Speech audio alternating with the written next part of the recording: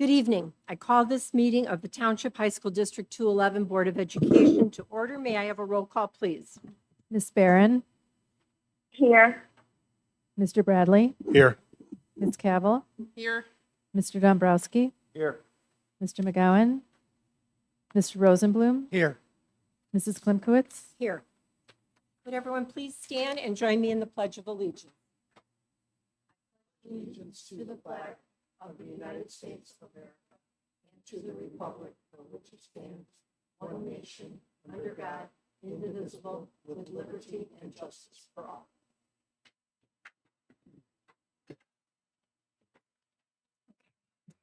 Thank you. That takes us to our next item, and that's an action item. It's recommended that the board enter closed session to discuss minutes of meetings lawfully closed under the Open Meeting Act, probable or imminent litigation against, affecting, or on behalf of the public body, security procedures, school building safety and security, and the use of personnel and equipment to respond to an actual, a threatened, or a reasonably potential danger to the safety of employees, students, staff, the public, or public property. Appointment, employment, compensation, discipline, performance, or dismissal of specific employees, and collective negotiating matters between the public body and its employees or their representatives. May I have a motion, please? So moved. Second. Okay, any discussion? Roll call, please. Ms. Barron, Aye. Mr. Bradley, Aye. Ms. Cavill, Aye. Mr. Dombrowski, Aye. Mr. Rosenblum, Aye. Mrs. Klimkowitz. Aye.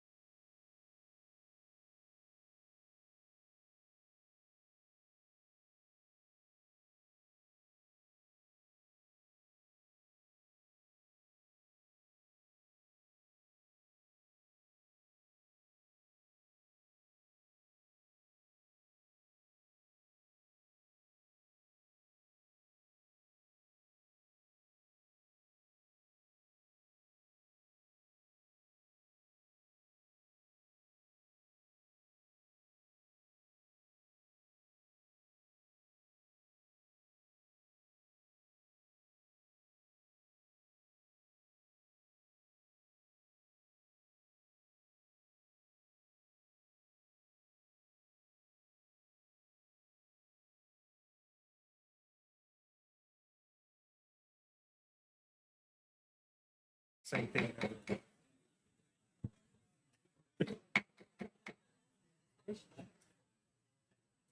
Good evening. The recommended action is that the Board of Education return to open session. May I have a motion, please? So moved. Second. Okay, any discussion? Roll call, please. Ms. Barron, Aye. Mr. Bradley, Aye. Ms. Cavill, Aye. Mr. Dombrowski, Aye. Mr. Rosenblum. Aye. Mrs. Klimkowitz. Aye. Would everyone please stand and join me in the Pledge of Allegiance? Pledge allegiance to the flag of the United States of America, to the republic for which it stands, one nation, under God, indivisible, with liberty and justice for all.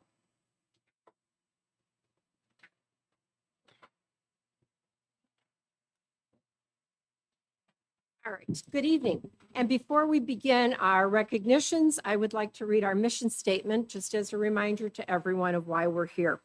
Township High School District 211 serves the needs of our diverse community by providing relevant and rigorous learning experiences, opportunities for involvement, and strong support systems that empower all students to reach their full potential.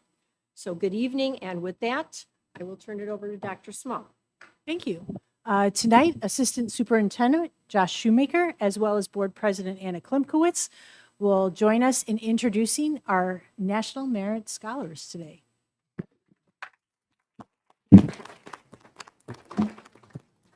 Good evening, members of the Board of Education, Dr. Small, administrators, parents, students, principals.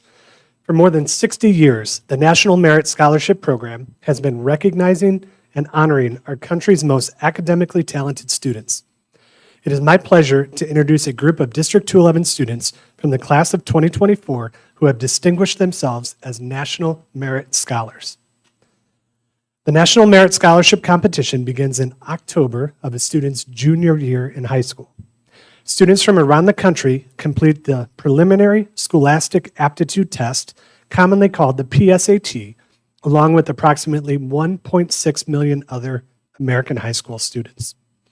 Based on the performance on that assessment, approximately 16,000 students from across the country received recognition from the College Board as semifinalists in the National Merit Scholarship Competition. The District 211 students with us this evening qualified as semifinalists and are among the top 1% of all students in the United States this year.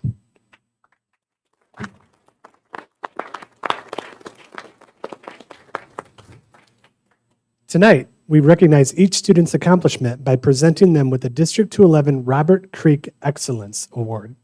This award is named in honor of Robert Creek, who served District 211 as a board member for 20 years, 19 of those years as the board president.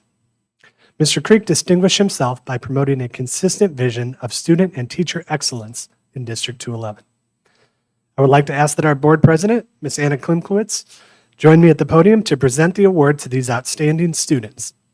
I also ask that the parents of each scholar stand and be recognized as I call your student to come forward and receive the Robert Creek Medallion. As you can imagine, these students are highly involved in our schools and communities. Some students were unable to join us tonight due to other engagements or responsibilities. I am, however, pleased to introduce the following students. From Palatine High School, Isaac Menning.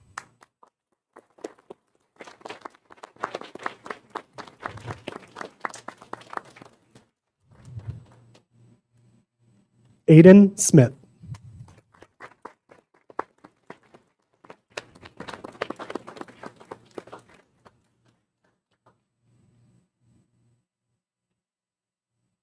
From Fremd High School, Pranav Iyer.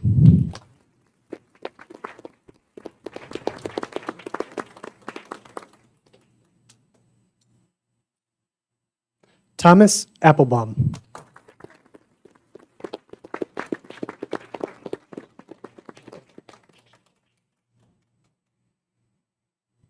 Thomas Border.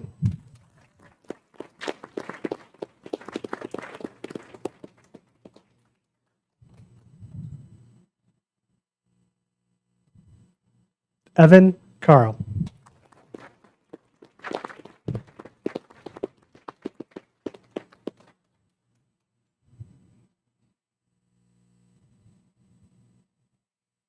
Aditya Gupta.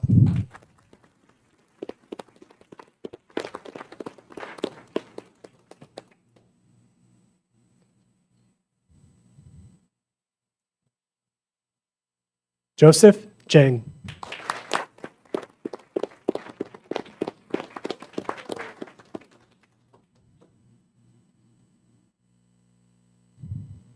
Grace Lee.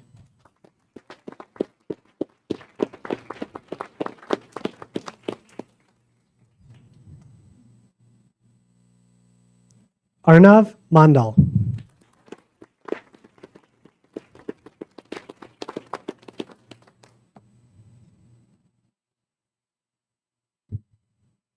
Levin Matthew.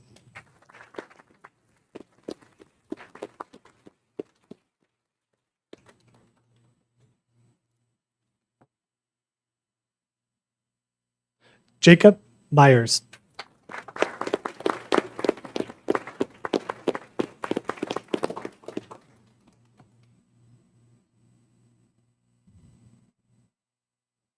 Liam Nance.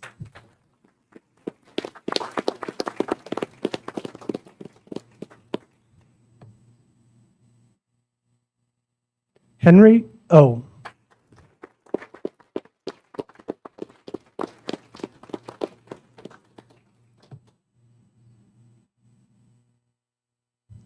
Pranav Santhakumar.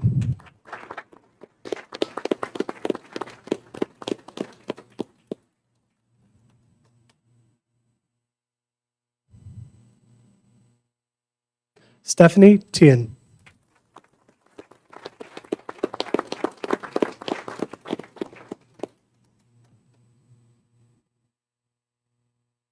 Catherine Wei.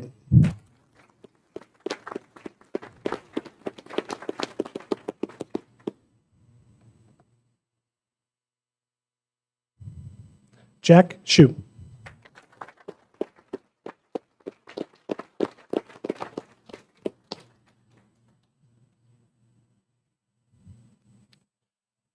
From Conant High School, Anvit Kotha.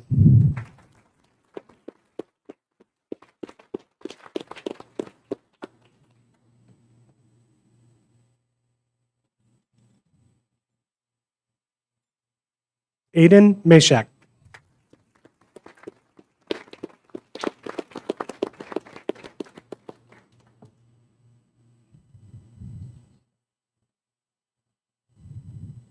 And from Hoffman Estates High School, Priyanshu Cha.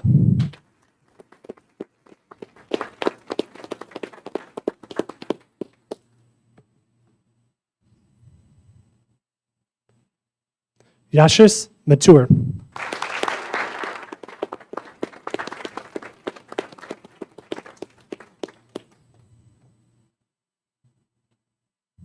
Devanshu Pandya.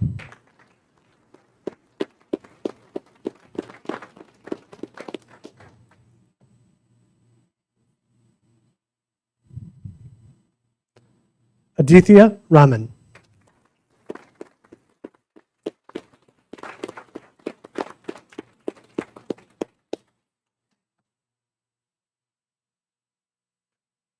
And if we could have one more round of applause for the scholars as a group.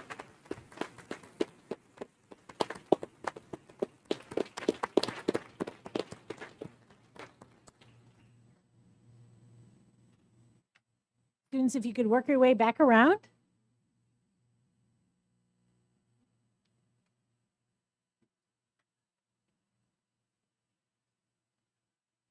Of the nearly 2 million college-bound students who take the ACT each year, fewer than 0.2% earn a top score.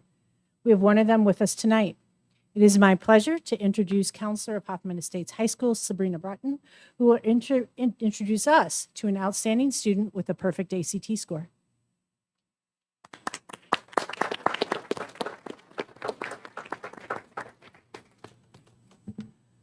Good evening, everyone. My name is Sabrina Brayton, and I'm a school counselor at Hoffman Estates High School. I am very pleased to honor Yashis Matur for getting a perfect score of a 36 on his ACT. Come on up, Yashis.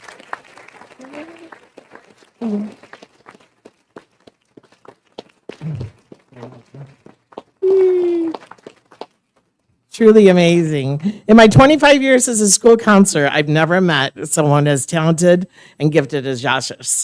He is by far the top student I have ever had, and trust me, I've had a lot. Not only did he get a perfect ACT score, but he also excels out of the academic arena. He is captain of 4 clubs at Hoffman: Scholastic Bowl, the math team, Science Bowl, and Worldwide Youth in Science and Engineering program. And he spent the last 2 summers conducting research to help others. Yash has spent the summer of 2022 conducting a data science study at the University of Illinois at Chicago, analyzing air pollution. Then, in the summer of 2023, he was accepted to do an internship at Fermilab to research MEON's, I'm going to get this wrong, MEON's pollution detecting abilities. I don't even know what that is, but I'm sure he could tell you sometime. Only 3% of those that applied for an internship at Fermilab got in. That's amazing. That itself is an accomplishment. Yashis is applying to many highly selective schools to study computer science, and I'm sure with his perfect score of an ACT of 36 and his many other accomplishments, he'll be well on his way to achieve whatever he sets his mind to. Please help me in giving him a round of applause. Congratulations, Yashis.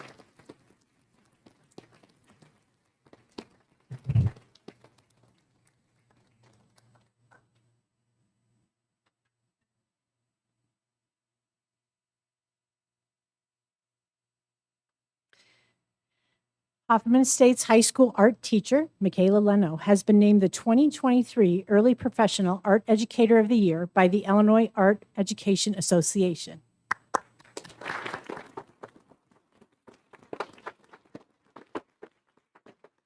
This award recognizes the top art, design, and media educators in the state for their excellence in service to the field. Michaela's professional performance, service, and leadership were marked exemplary in every regard, making her a clear choice for this recognition. Michaela joined District 211 in 2020 and split her time between Hoffman Estates, Schaumburg, and Conant High Schools before joining Hoffman Estates full-time.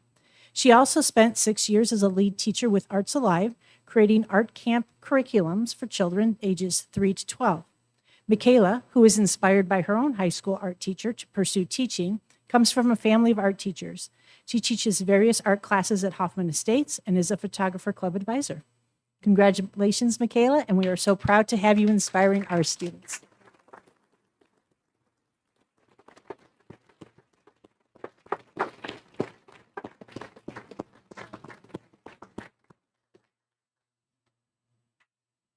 This is always the wonderful part of our recognition of our students and our staff. Thank you to our students and congratulations on your accomplishments. Thank you for everything you do for your schools. It's absolutely tremendous.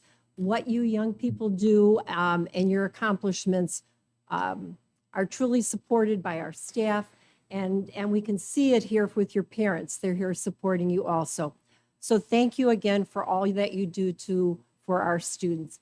And congratulations to Michaela on the recognition of the Professional Art Teacher of the Year. That is just amazing. And art is just so wonderful. We need all of the different art programs, whether it's the music, whether it's the drawings, whether it's sculpting, any of those things. So that's a wonderful way to help all of our people with just feeling good about themselves. So I thank you very much for being here. Before we let you go and continue with our meeting, we do want to take some pictures.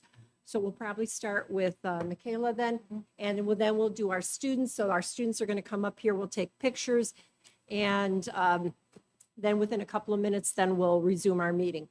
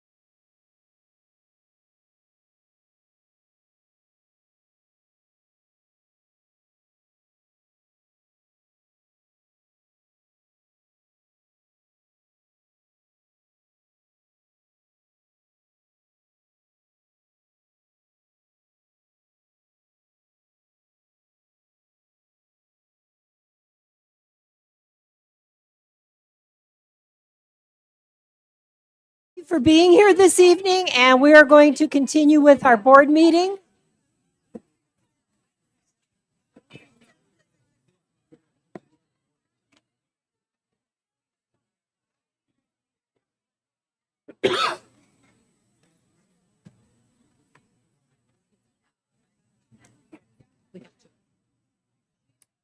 It took longer than the athletes for pictures. They're still going at it over here. All right. Our next item on the agenda is public comments. And the board welcomes you and is pleased to listen to your comments this evening. It's important to know that this is a public board meeting and not a dialogue. So the board members will not be responding to your comments or answering questions at this time. As a reminder, the board meeting is being taped and live streamed. We ask that you value the procedures and decorum of our meeting and be respectful of those at the podium so they may be heard. When I call your name, please come forward to the podium and state your name for the record, though not required. You may state if you are a resident of the district. Please limit your comments to 5 minutes. You will receive a notification when you have 1 minute remaining. Any individual's unused time or place in order may not be deferred to another individual. If you wish a response from the superintendent, please leave your name and phone number with Mr. Teneper. We have 2 people that are signed up to speak. First is Joyce Slavic, followed by Kathy Riesberg. Joyce? Thank you. It's always an honor to follow all those amazing students and teachers. My name is Joyce Slavic. I am a parent in the district. This November, there is an IASB resolution for legislation to provide funding to school districts for school resource officers. I ask that you do not adopt this, that you do not promote that. If we want to make our schools safer, we should be asking for more funding for mental health resources, mental health programs, and mental health professionals. Focus on preventing gun violence, not reacting to it. I also see in the safety and security update for today's D211 meeting notes a comment about police reviewing whether or not there should be even more SROs in our schools. Of course, the police will make the case, but it doesn't make our schools safer. It may make it more stressful and less safe for all students and staff, and especially students of color, to see guns in our schools. Consider Parkland, Uvalde, Santa Fe, Texas, Kentucky Marshall County High School, and on and on. In a study published earlier this year in the Journal of Policy Analysis and Management, it found that the presence of school resource officers had mixed results for schools and changed the school environments and student outcomes in important ways.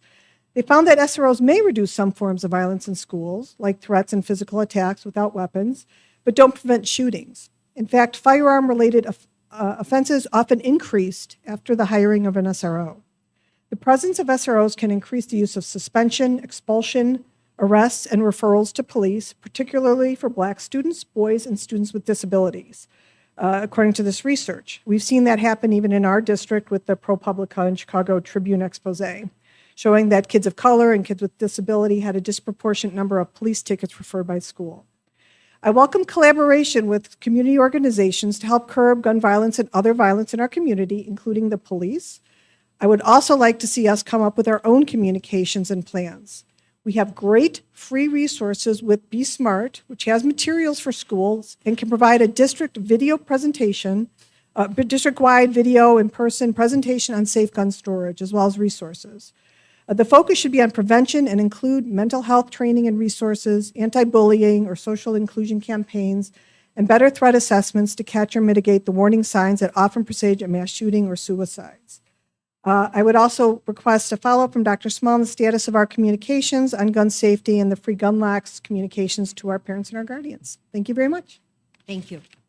Kathy Riesberg?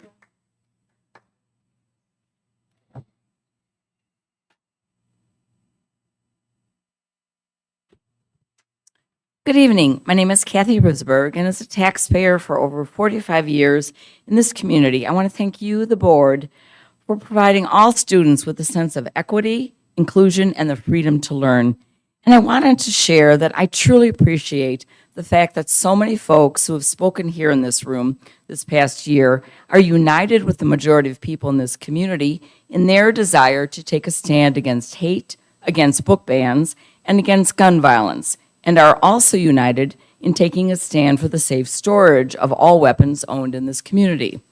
So that is why I also wanted to thank all of you on the board for reaching a consensus on July 20th, 2023, that was, according to the minutes of that meeting, supported by all members to discuss and potentially partner with local law enforcement to communicate gun storage. Your decision to do this is the first step in addressing the public health epidemic of gun violence. And the fact that you are now partnering with our local police departments to promote the availability of gun locks that are free to the public will definitely help the community to clearly see that you are intent on ensuring the safety and security of staff, students, and visitors. And also, since October is National Domestic Violence Awareness Month, for the 1 in 3 women in this community and the 1 in 4 men who are victims and survivors of domestic violence, this effort on your part to promote gun locks will save countless families from experiencing the tragedy of gun injuries and from having a loved one's life taken by gun violence in their own home. Thank you. Thank you. That will take us to our next item, and that's the 2023 tax levy presentation.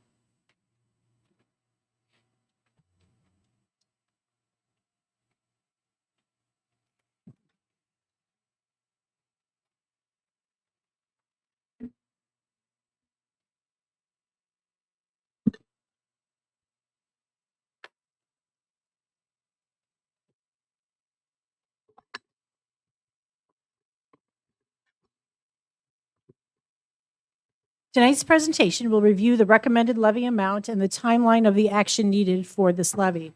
The levy amount, which will be determined by the board at the November 9th board meeting, will represent the majority of fiscal year 24's financial revenue and will also directly impact each year of the long-term financial forecast.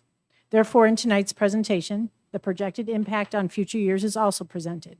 As our reserves, fund balances, get closer to the 33% minimum, it is important to see how immediate decisions potentially affect the future stability of the district to continue to offer quality programs as expected and capital projects as planned without issuing debt. Tonight's levy amount recommendation is 5% plus new property growth, which is estimated at 0.3%. This recommendation allows for the continued high-quality educational programming, long-term financial stability of future students, employees, and community members without the immediate need for the additional tax burden of additional debt levy. This plan also includes funding for planned capital and life safety projects without incurring additional debt and other financial assumptions that are detailed in the presentation and the informational report that is listed not only under this agenda item, but also under the unfinished business agenda item. Lauren Hummel, Chief Operating Officer, and Barb Peterson, Controller and Treasurer, will be presenting us some of the details of this levy recommendation. Thank you, and good evening. Barb and I are pleased to share additional information on the 2023 levy with you all this evening. Tonight's presentation will include background information to better understand the tax levy process, a recommendation for the 2023 levy amount, and information that provides a foundation in support of our recommendation. Because the levy serves as the financial foundation for all future years, we will conclude our presentation with the district's long-term financial forecast. So let's begin with some background information on the levy process. The tax levy is one of the most important financial decisions that the Board of Education makes each year, as tax revenue comprises more than 80% of the district's annual revenue. In order to maintain financial stability, we continuously monitor our largest source of revenue to ensure that it provides funding for our largest source of expense, salaries and benefits.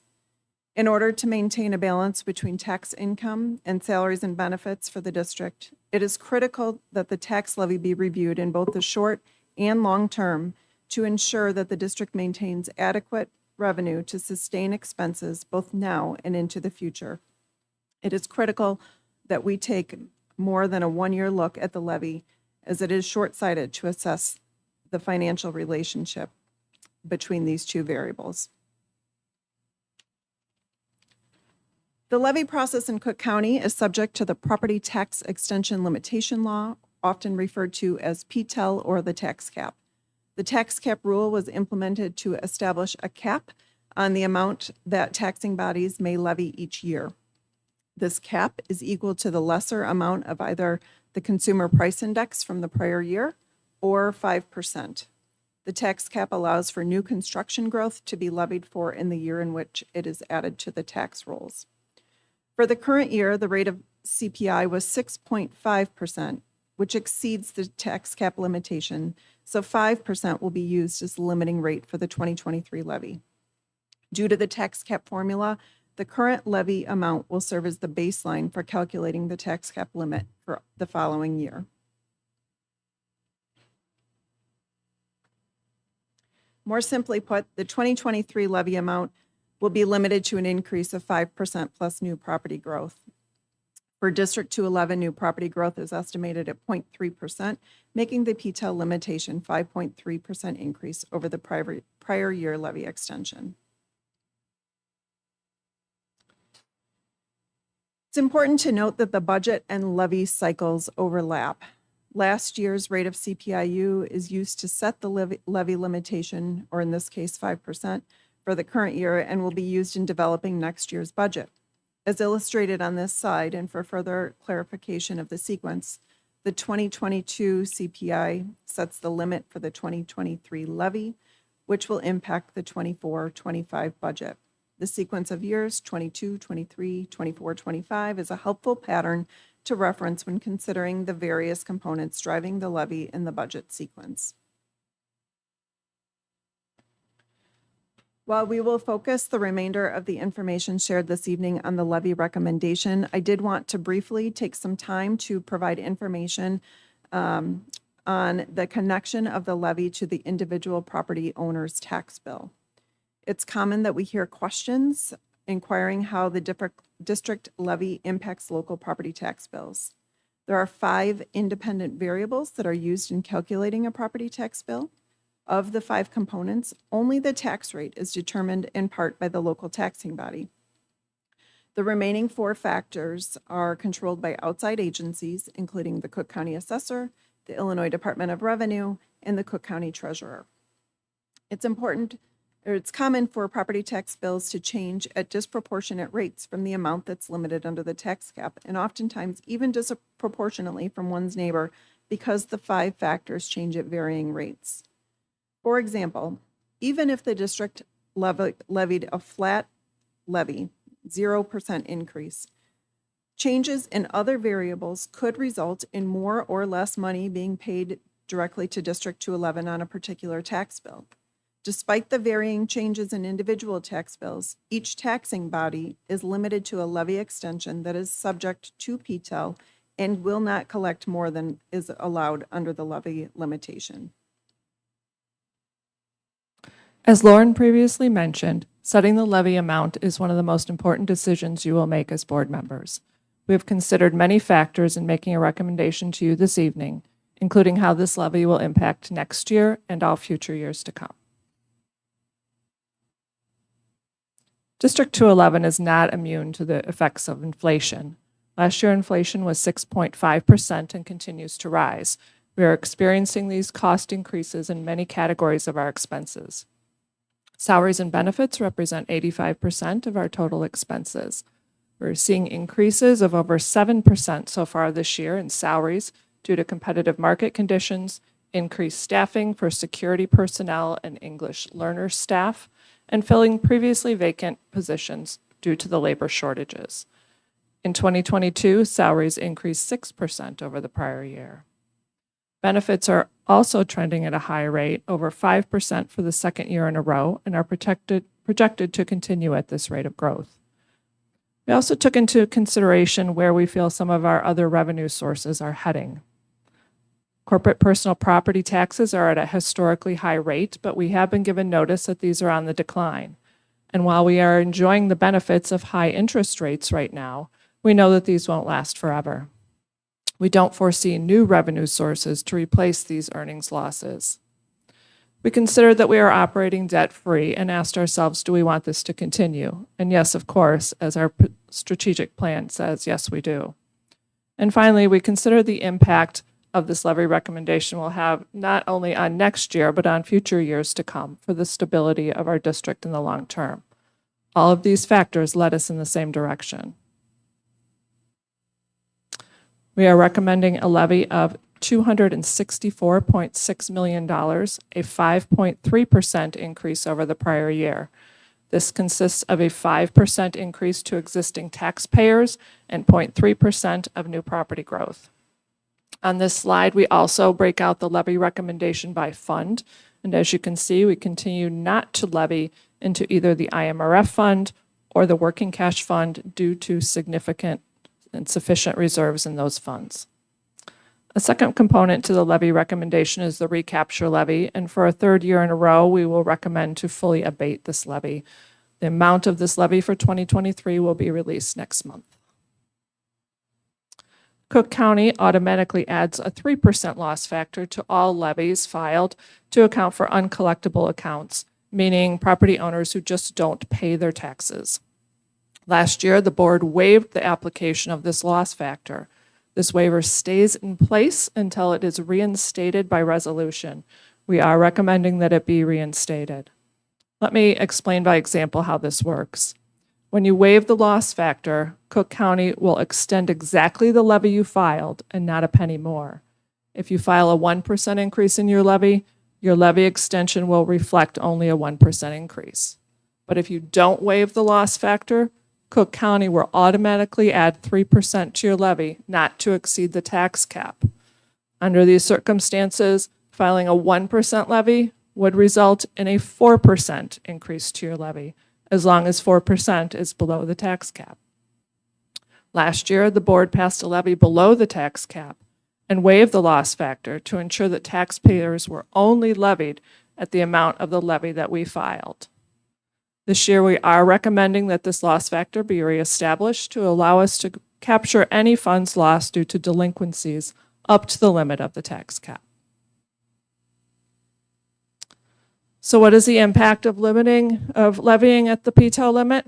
Well, it will allow us to continue our high-quality educational programming and extracurricular activities. It will also allow us to operate debt-free while still funding our capital and life safety projects with our reserves. It will allow for continued stability of the district for our students, faculty, community, and future Board of Education. This does, of course, come at a cost. We estimate the cost to the average homeowner to be an increase in property taxes of $160. While the district levies a determined amount each year, we do not receive the full amount of property taxes that were levied. Previously, I talked about losses that were due to homeowners or businesses who did not pay their taxes. Now I want to talk about property owners who receive refunds on the taxes that they paid. The chart on this slide represents the amount of property tax refunds that are issued against the district's property tax collections each year. Property tax appeal board decisions, refunds generated by courts for tax objection complaints, certificates of error, and several other categories of refunds lead to this lost revenue.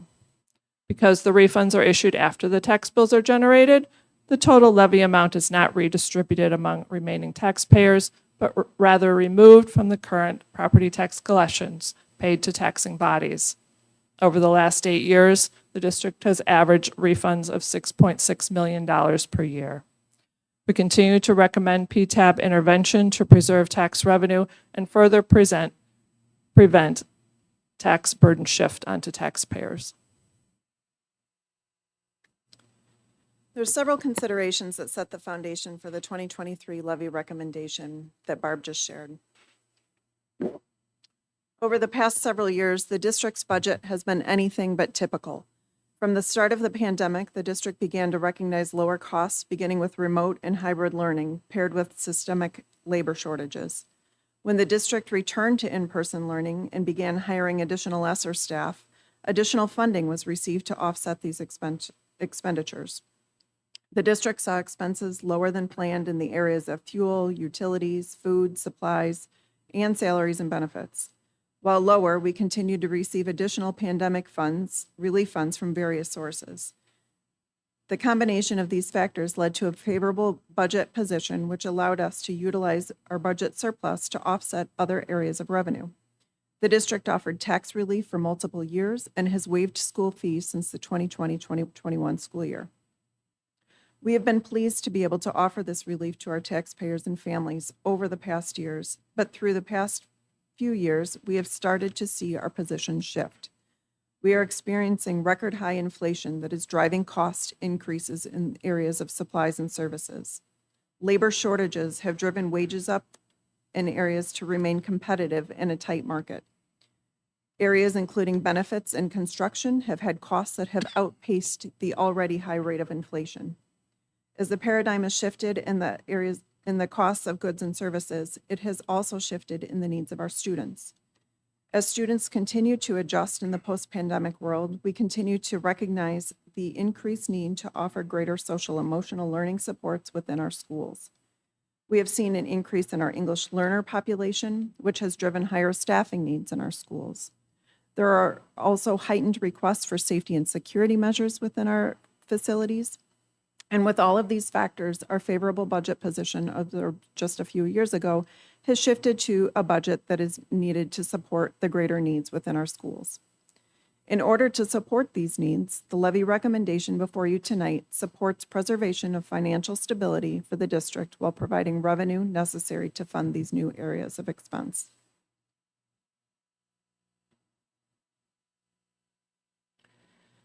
To provide greater context to the needs that I just referenced, the costs on this slide are included in the district's long-term financial projection and were used when assessing our levy recommendation this year. The board has made a commitment to our community that safety and security of our buildings is an ongoing priority. While our safety and security personnel have been a tremendous asset within our schools, their presence has a cost of approximately $1 million a year, which began in this year's budget and carries forward into future years. We have a growing need for EL staff in our classrooms and estimate that the need will continue in future years, adding $500,000 in additional staffing each year for the next several years. On tonight's agenda, you have received information on the needs of our facilities.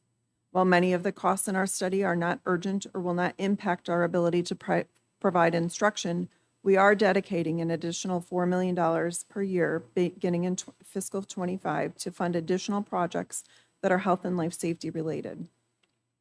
There has been discussion of retaining positions that were created under ESSER and reposting them as standard positions within our schools to support the ongoing SEL needs of our students.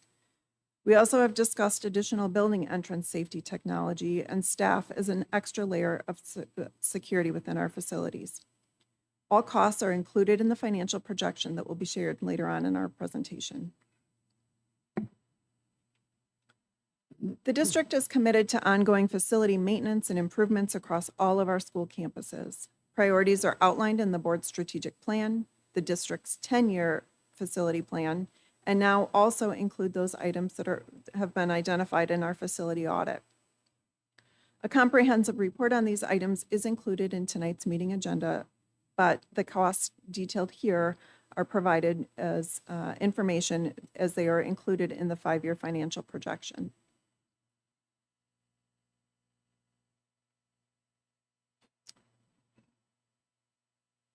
As Barb shared earlier, we have a recommendation that the Board of Education would waive the property tax refund recapture levy. This is a supplemental levy that the district is eligible to receive each year.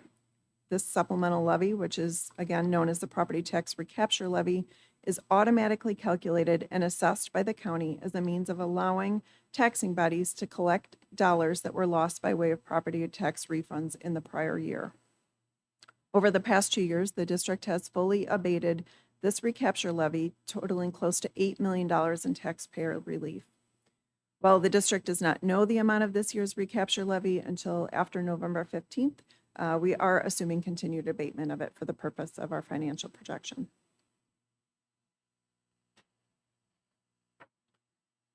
The board has awarded a great deal of tax relief over the past several years, acting as responsible stewards of taxpayer resources. The board has a long-standing history of providing tax relief using different means. ranging from debt service abatement to the property tax relief grant to passing 2 consecutive levies less than the PTEL cap. In fact, in 3 of the last 5 years, the board has increased its operating levy by less than allowed under PTEL. In addition, the district has not levied for the recapture levy and has provided families with student fee relief. The board has taken tremendous effort to provide this relief, and it should not be forgotten that over the past 2 years, these reductions that were approved provide year-over-year relief to taxpayers because the overall baseline levy amount was reduced. In just 2 years, the cumulative total in the levy reductions are $10 million, which will continue to grow into perpetuity. With each abatement or levy reduction that has been awarded over the past few years, the administration has been very transparent that levying less than PTEL is not sustainable long-term. We are now at a time where a levy equal to PTEL is warranted to fund our future operations. The district has worked diligently to provide balance between the commitment to provide a robust educational experience for students, levy for the funds that have been needed to support our operations, and to provide relief in numerous ways. The district's commitment to providing a high-quality education with responsible use of its resources is further demonstrated in this chart. Using the State Board of Education operating expense per pupil data for comparable area high school districts, the district is among the lowest costs spent on a per pupil basis, and while our costs and financial need is increasing, we will continue to strive to maintain this balance into the future. We have updated our projection with the levy recommendation to analyze the impact on our financial position for the next 5 years. Preparing a multi-year projection requires making many assumptions, most of which are subject to board approval. I want to specifically call out a few of these before we get into the numbers.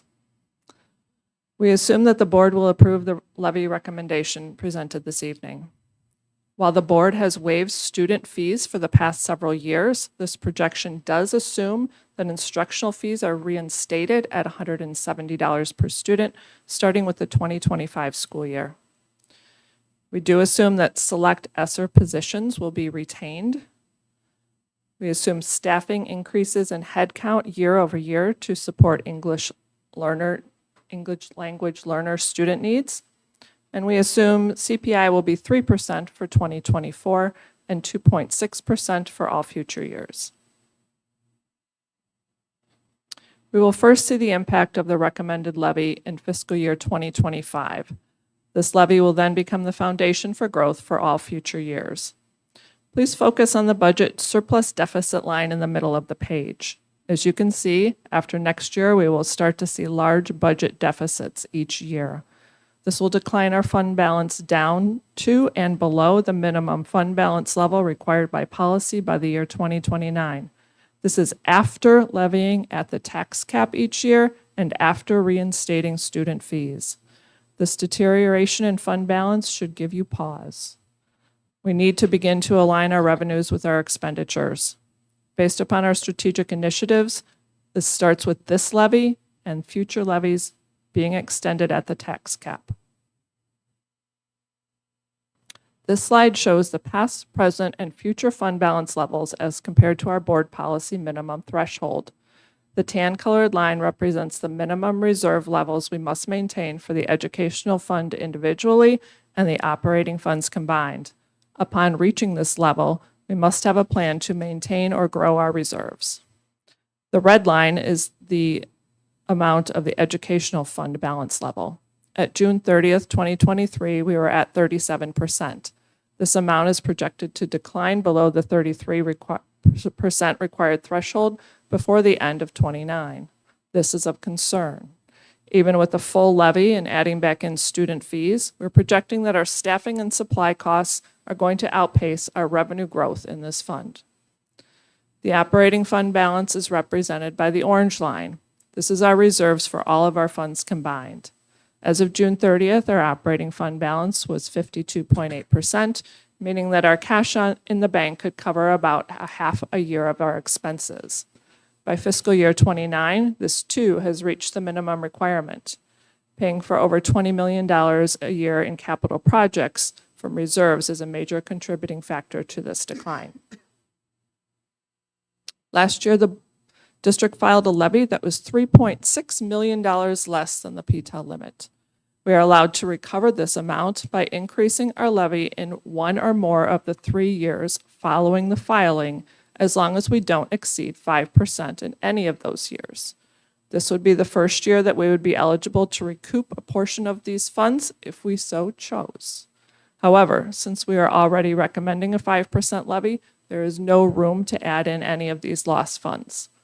This will be re-examined in each of the next 2 years to determine if increasing our levy to recover these funds is appropriate and allowable.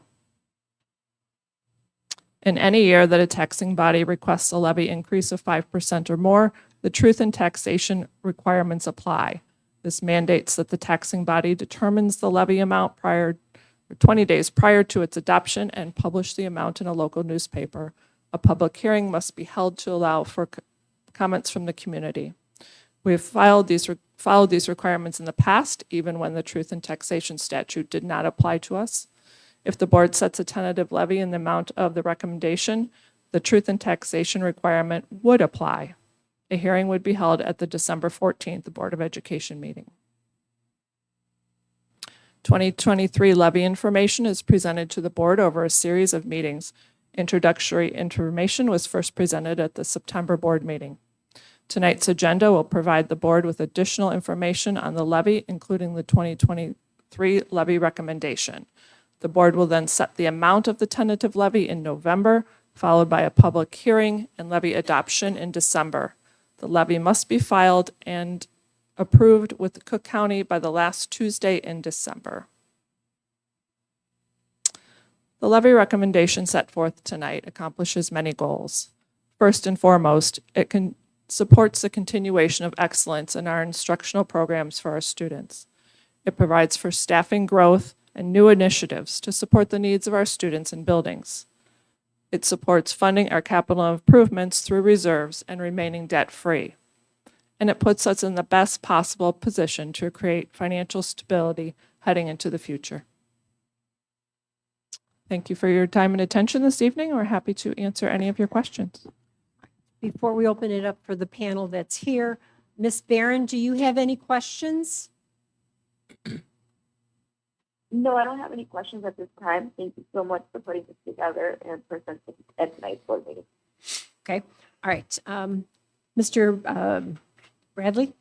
Yeah, I have a few questions. First of all, thank you guys for an excellent presentation. I know there's a concern with where our reserves are going to be in 2029. With that being said, and I brought it up in previous meetings, when it comes to items like hardware, equipment, vehicles, and et cetera, has there ever been any consideration on leasing those items over a period of time to allow us now to take those reserves and invest them and try to get some of that interest income? We have looked at that in the past, and the cost-benefit analysis that we have done on those has led us to the conclusion that it has been more cost-effective for us to make the purchases and own those technologies and vehicles up front. But Right. It's certainly something that we would be analyzing again moving forward. Yeah, one of the items in particular are the iPads. You know, when we look at the lump sum that we dump into purchasing iPads, and then we're regaining capital when we go out and sell whatever amounts are being sold to the students, I think about that amount of money that is dumped into the iPads. And if those were under a lease, I wonder what that will look like. And It's certainly something that we can explore. thank you. That's all I have.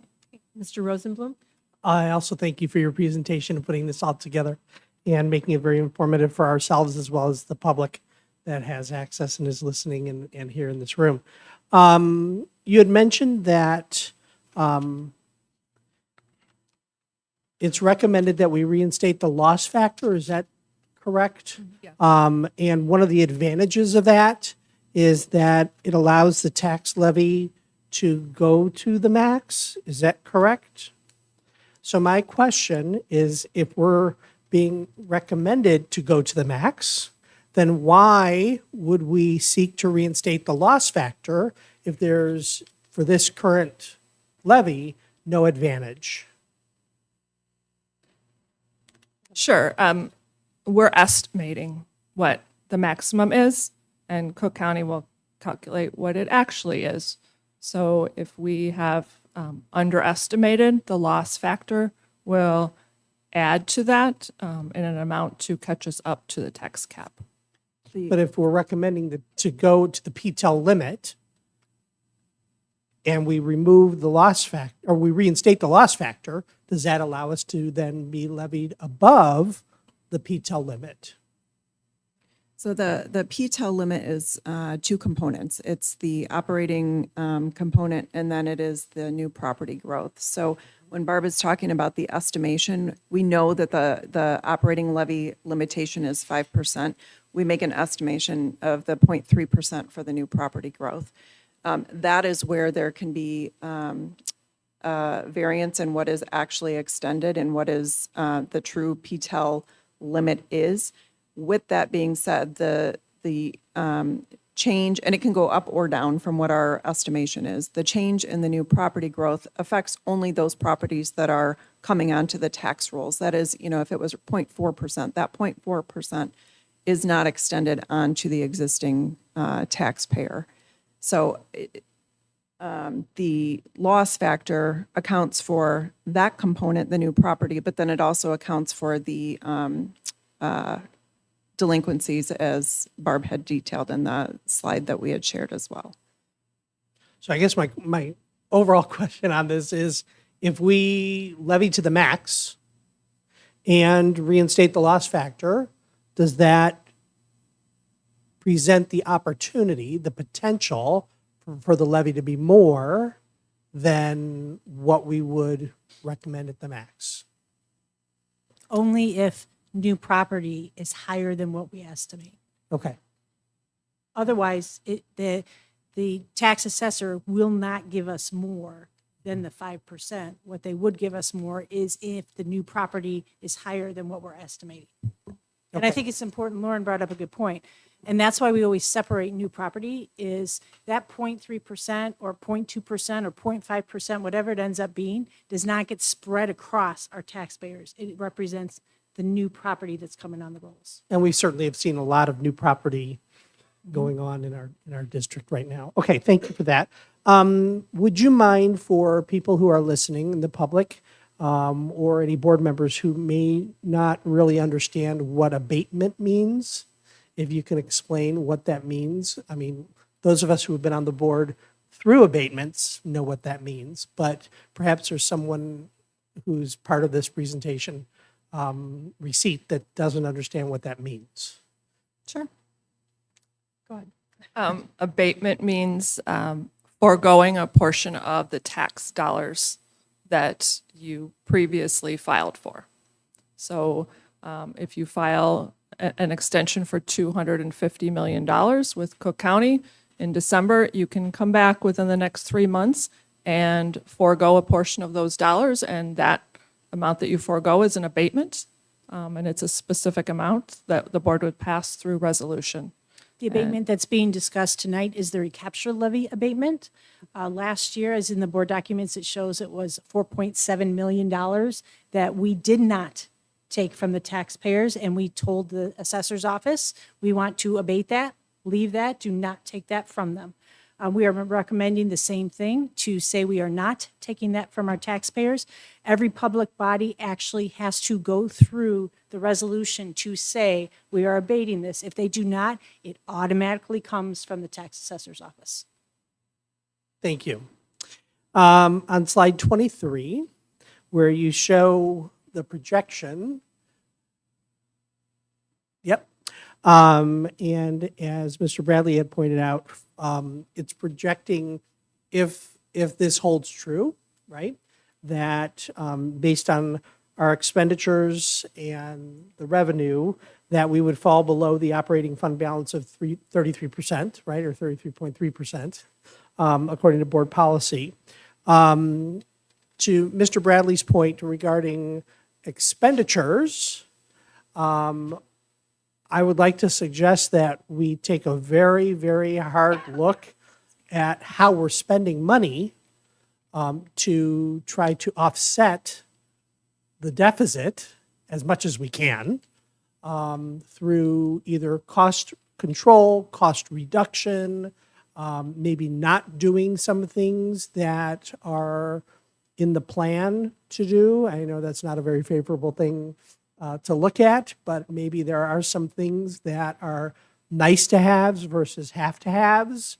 And I know the quality of our district, we do not want to impact the quality of our education and services to our students and staff.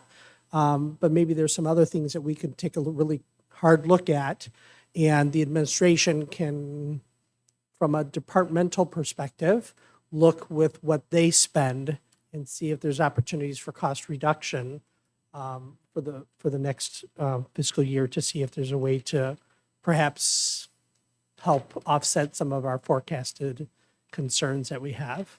Yeah, and I just to address that comment, certainly, and I think Barb mentioned that in her comments, that the reason we do a 5-year projection is so that we have an opportunity to see what our trends are and so that we can adjust before instead of react once we're in a position that we don't want to be. There are many things behind these deficits that you don't necessarily see all of the details here, but you've seen on some of the information on the prior slides. For example, we have a plan to spend the $18 million in land sale proceeds. So that is a deliberate spend down of reserves, and we have some other capital projects in there as well. We agree with you that there is a need to just review and align and make sure that we are keeping the district in a sound financial position. We also know that there are many variables as we went through that can change year over year, both up and down. So we will continue to monitor those and update the projection accordingly. And I appreciate your pointing out the current inflation rates and things that are going on with the economy, period, and the fact that many of these things are impacting our constituents and residents and students and staff as well.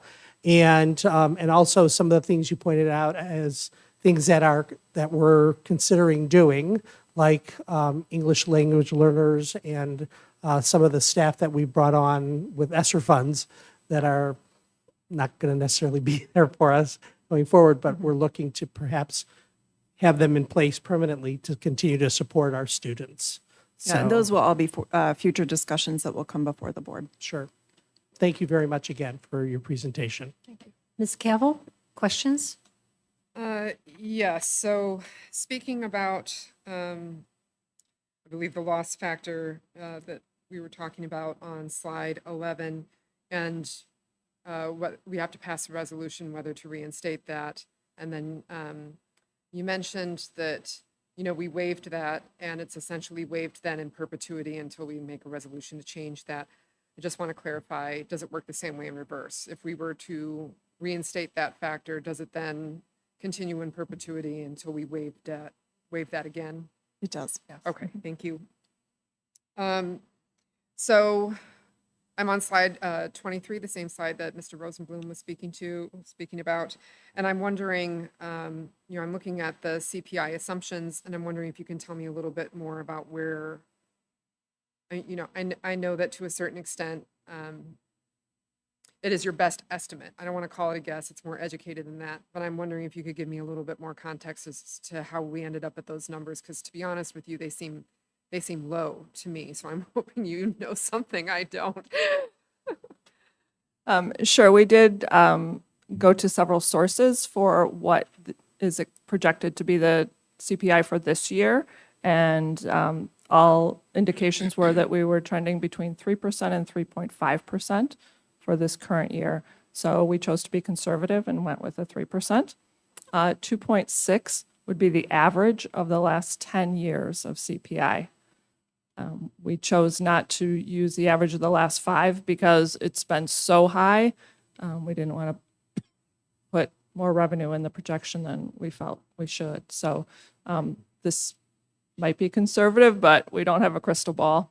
With that being said, too, in our research of projections, and certainly the further out you go, the more the less reliable the information is with all financial projections, including the sources that we are researching. But while we are showing 2.6 as our historical average, there are many sources that show that lower. So while we may be conservative on one end, we may be overstated on another. And that is another reason why the projection will continue to be updated, and we will monitor those trends. And my third isn't really a question, it's more of a comment. I certainly understand the rationale for the reinstatement of student fees. We've had a pre-warning about this when we've had discussions about the increase of, the permanent hiring of ESSER-funded staff, et cetera. This has been brought up before. I've got to say, though, I was part of the board that originally, some of us were on this board when we originally waived that fee. And, nothing's forever. We knew that we wouldn't be able to do that forever. I am a little uncomfortable with just immediate 175 return to normal when it's been 0 for so long. I just know as a family, let's say there's someone who's a sophomore this year, they've got another person and you've got 2 kids, haven't been used to paying student fees for 2 years. And then all of a sudden next year, the first year fees are reinstated. We've got $300 to pay. So I'm not saying, of course, I would love it if we could continue to waive those student fees. My argument has always been, as long as we have the money to do so, we should. So when I'm looking at the projections, I certainly understand the argument for having to reinstate such a fee. I've got to tell you, though, I'm a little uncomfortable with just returning to status quo at 175 straight out of the gate. But that's it for me. All right, thank you. Mr. Dombrowski? Yes, just to clarify, the average homeowner would see an increase of $160. So that's right about where that fee would be as well. Can you please clarify the capital additional $4 million? Because from what I had seen was we were looking at 18 million in 22-23 budget. Last budget passed went to 21 million. So we would be looking at about 25 million annually in our capital outlay. Is that what I'm hearing? You're on slide 17 for the 4 million. Thank you. The capital numbers that we have been carrying in our financial projection have not changed. We were at 21 million just in September when we passed the budget that was presented. And that's what we're showing here is So 21 that's million. plus 4 million on top of the 21, right? Because this is an increase.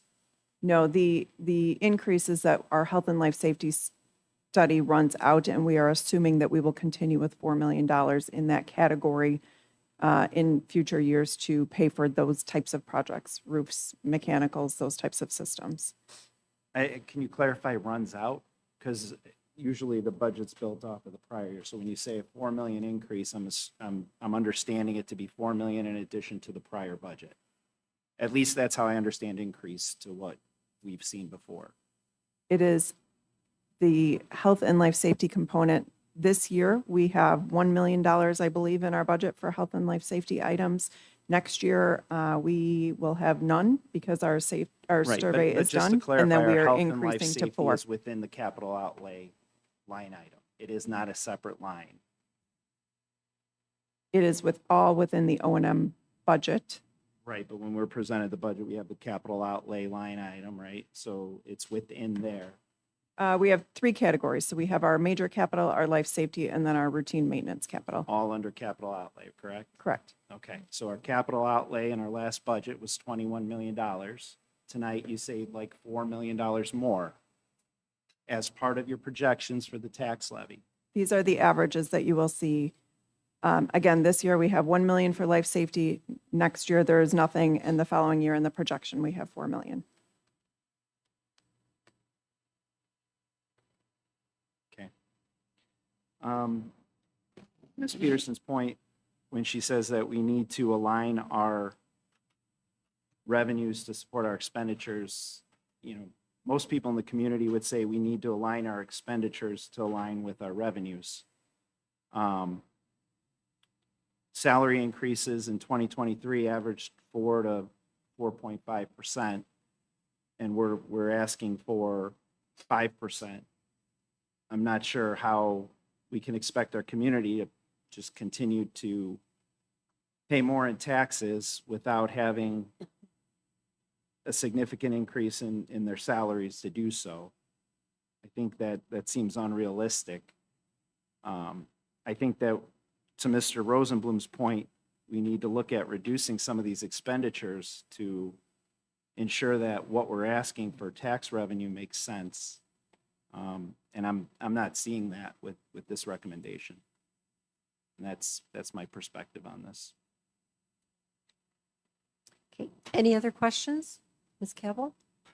No, I'll reserve further comment until next month. We've got a couple months to talk about it. All right, Thank you. any other questions? Ms. Barron? All right, well, I thank you very much for the presentation. I know that we have more information further on down in our agenda for tonight. So thank you very much for the presentation and for answering the questions. Thank you. Thank you.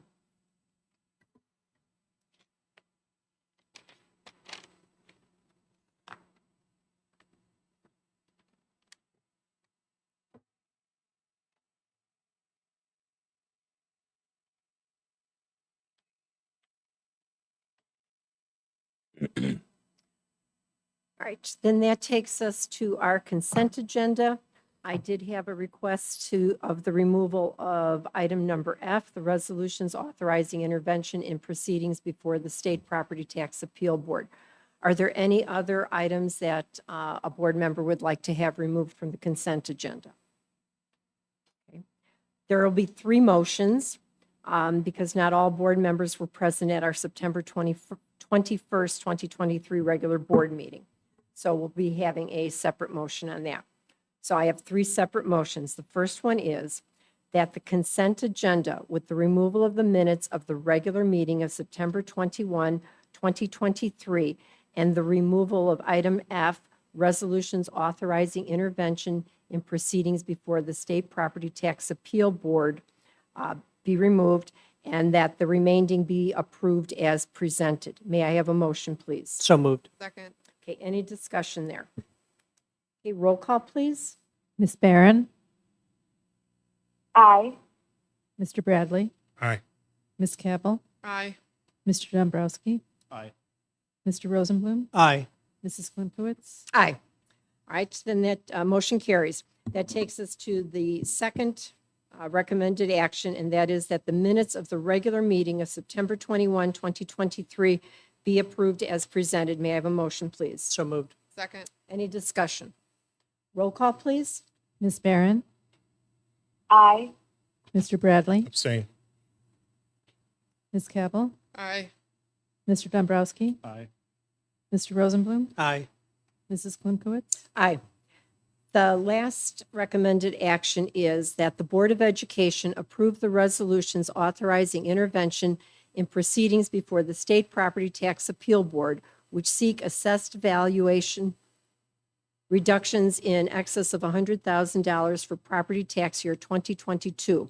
Docket numbers 2022-32793 and 2022-34405.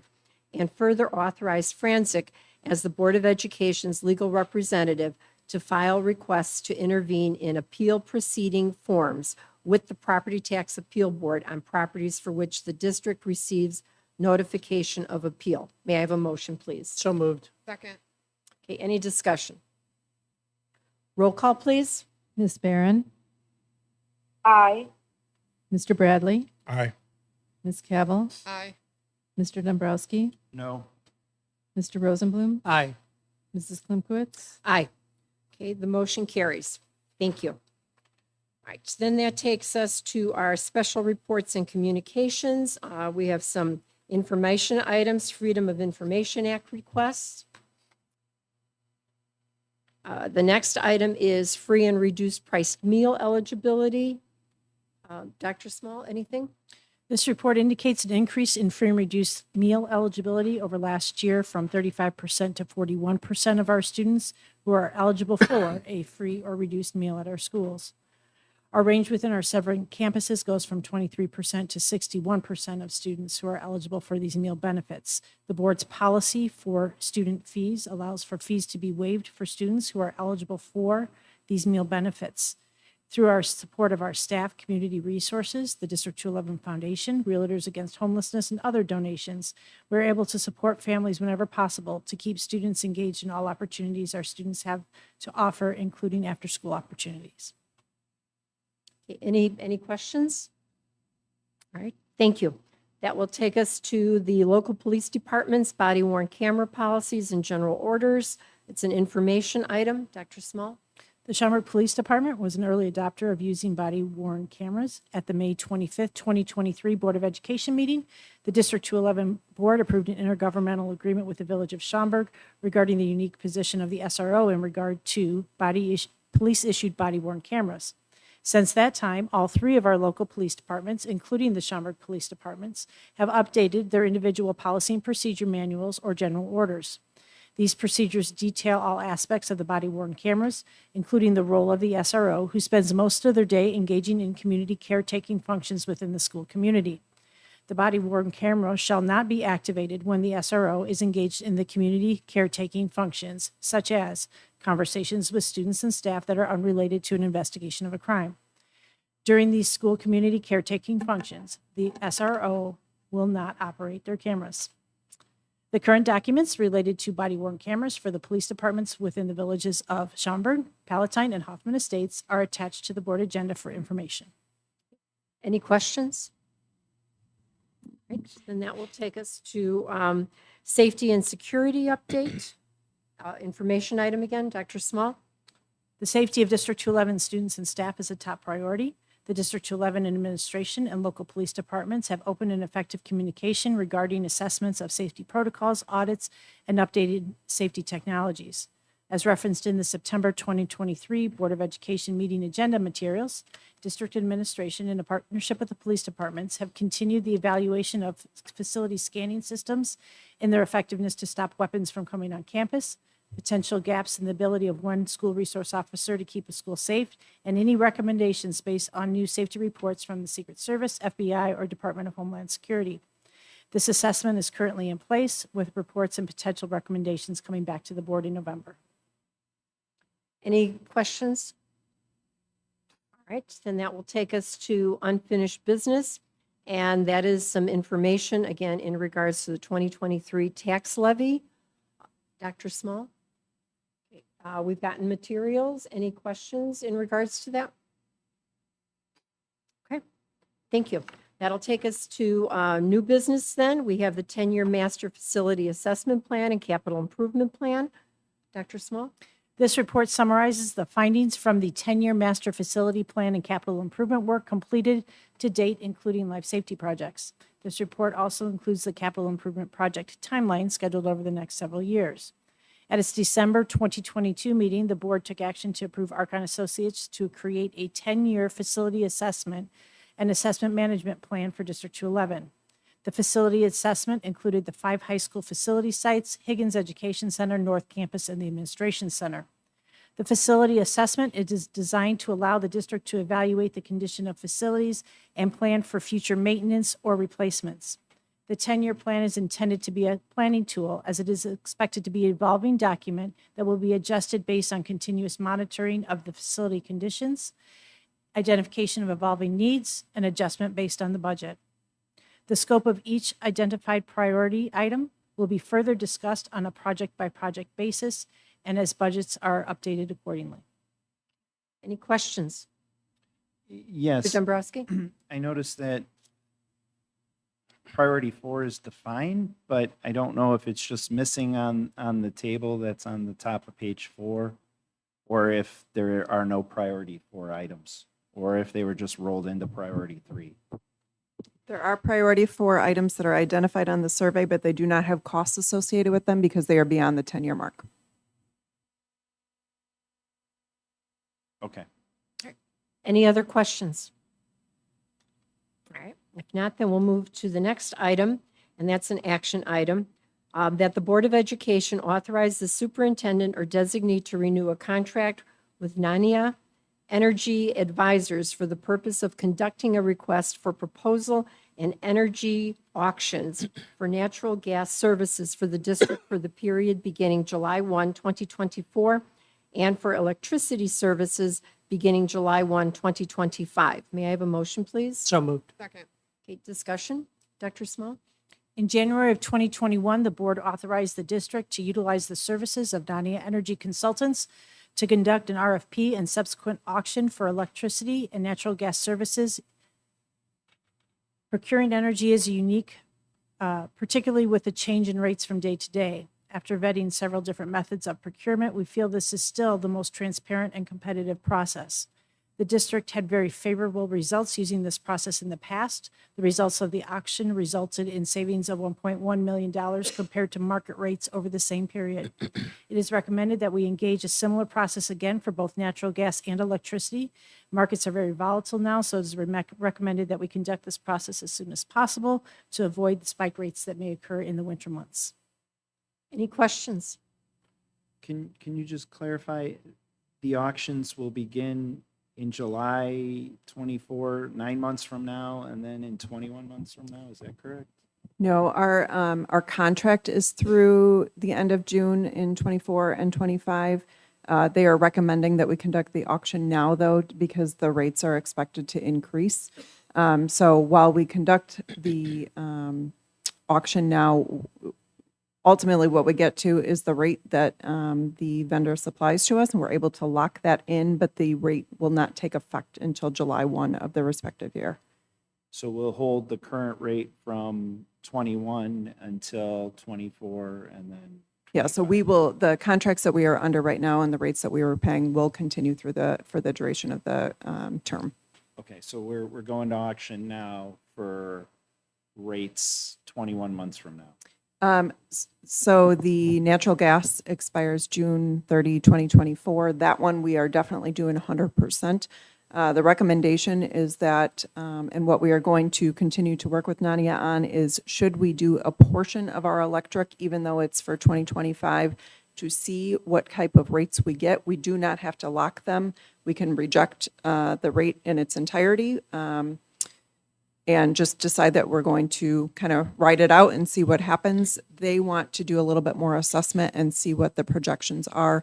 But they did say that since we are such a large client, that we may have advantage to doing a portion now and then locking the remainder later on at a future date. Are there fees for doing multiple auctions? No, we do not pay any fees to Nania. The fees are paid by the supplier to Nania directly. And if we decide to reject the results of an auction, there is we have no penalty, no fees. All right, thank you. Any other questions? All right.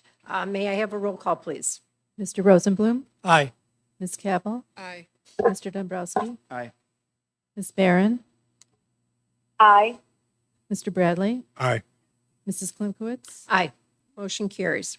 All right, and that takes us to the next several items are first readings for board policy. The first one is purport policy deletion of letter H, negotiations.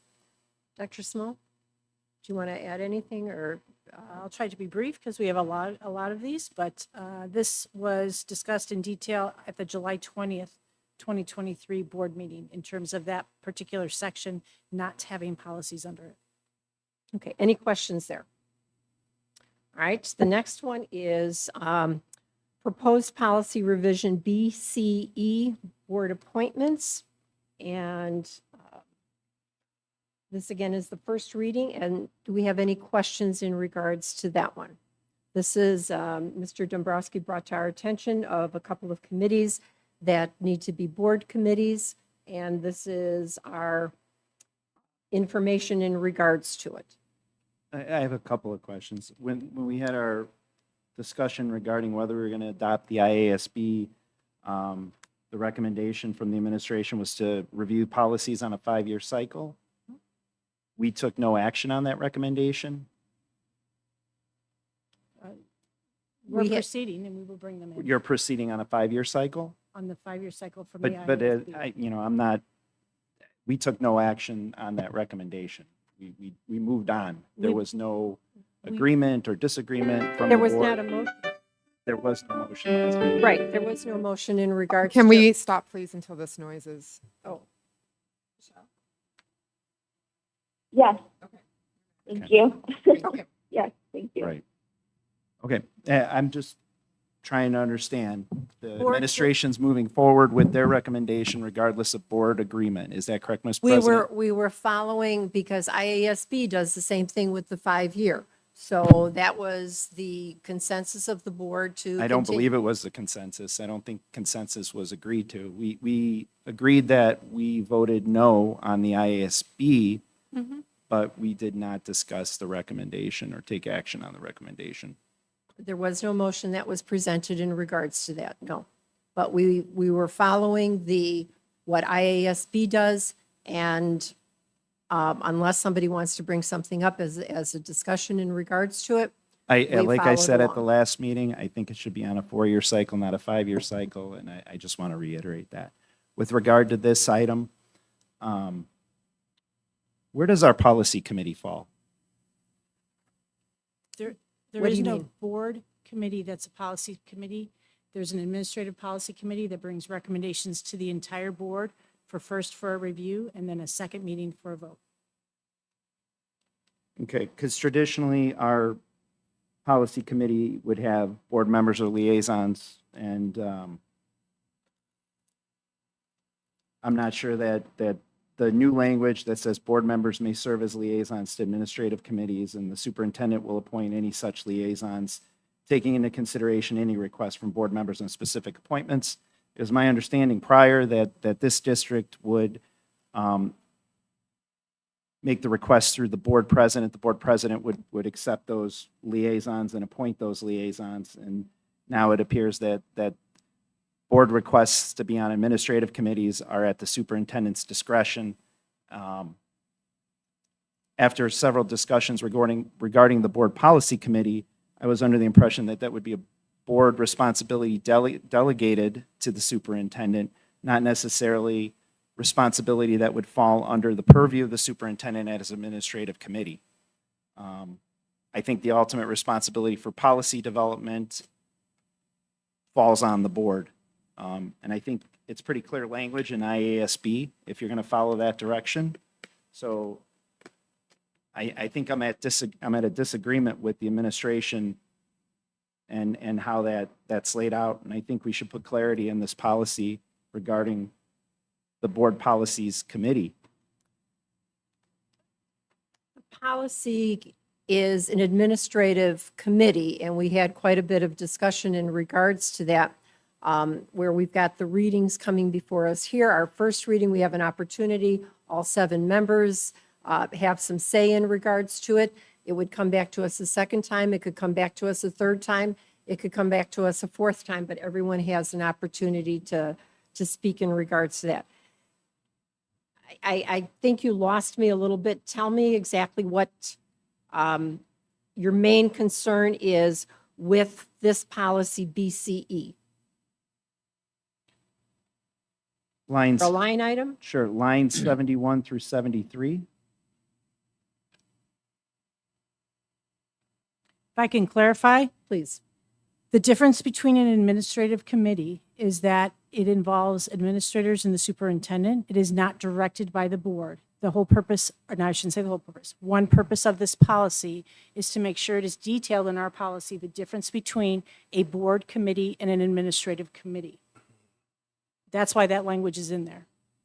No, I completely understand. I question our board policy committee being a administrative committee versus a board committee with the responsibilities delegated or the superintendent appointed chair. I think there needs to be control of the policies by the board, specifically in this clarification, because if at some point the board wants to put liaisons on a board policy committee, the superintendent can basically say no, according to lines 71 through 73. And I have concerns with that. So, Madam President, I guess the question would be, to Mr. Dombrowski whether or not he would like to make a recommendation to this board, according to lines 10 and 11, to create a policy committee to assist with the board's governance and to comply with state law requirements where applicable, and to make that a board committee opposed to an administrative committee. Sounds like that may be what he's looking for. I'm not exactly certain what he's looking for. I think it sounds to me as if, if we have administrative committees and there is a desire from the board, a consensus to have somebody serve as a liaison, then that's a consideration that we can discuss as a board. I But think what even we're- if the board, I'm sorry to interrupt.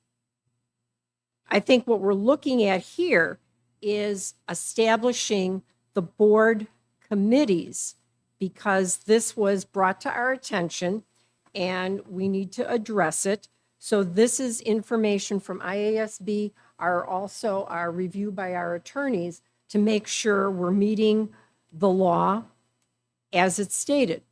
So to me, talking about liaisons is a little bit different than focusing on this policy.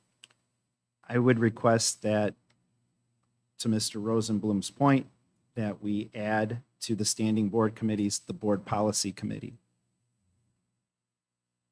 Standing board committees. So, Madam President, perhaps that's either a motion or a motion for future, or an item for future discussion to recommend that it be added as a board committee. This is the first Okay, reading. This you're- is our this is the discussion. first reading. So What committee do you want to add? the board policy committee, I think it needs to stay within the board's responsibilities. But it's not been a board committee. It's an administrative committee, because then the administration is the one that's doing the legwork, the preparing of the documents, things of that nature. If you make it a committee of the board, we end up having to do the legwork. And I don't know if we can do that. Madam President, I would point you to the policy here, which says that these standing board committees may include non-board members and 0 to 2 board members, depending on the committee's purpose. It doesn't necessarily mean that if it's a board committee assigned to the administration, that we're doing the legwork. Madam President, can I interject, please, Yes, and make please. some comments? I'm not really a big fan of doublespeak, and it is my impression that maybe members of this board already have certain people in mind that they would like to see on such committees, and may be made easier by the changes currently being discussed. I would like to instead focus on the actual policy before us, and I would like to say that the policy committee has not been stifling board member involvement or control of policies since I was first elected in 2019, and I strongly disagree with any implication or argument that it does. No policy is enacted without board approval. No policy is deleted without board approval. Board members have been more than welcome to attend policy committee meetings, and the entire process of handling those policies that have come before us have been handled with the utmost transparency by board members, in my experience, and the administration. And so I would like to reiterate that board members can at any time bring forward policies that they would like to have a look at, policies that they would like to see implemented, policies that they would like to see deleted, which, if I remember right here, that was what started this whole discussion, the deletion of such a folder and a category in our policy manual. This is thus the discussion of which cycle we should review our policies under, et cetera. None of that is done independently, without direction, approval of this board. And I strongly resent any implication otherwise, particularly when it is for a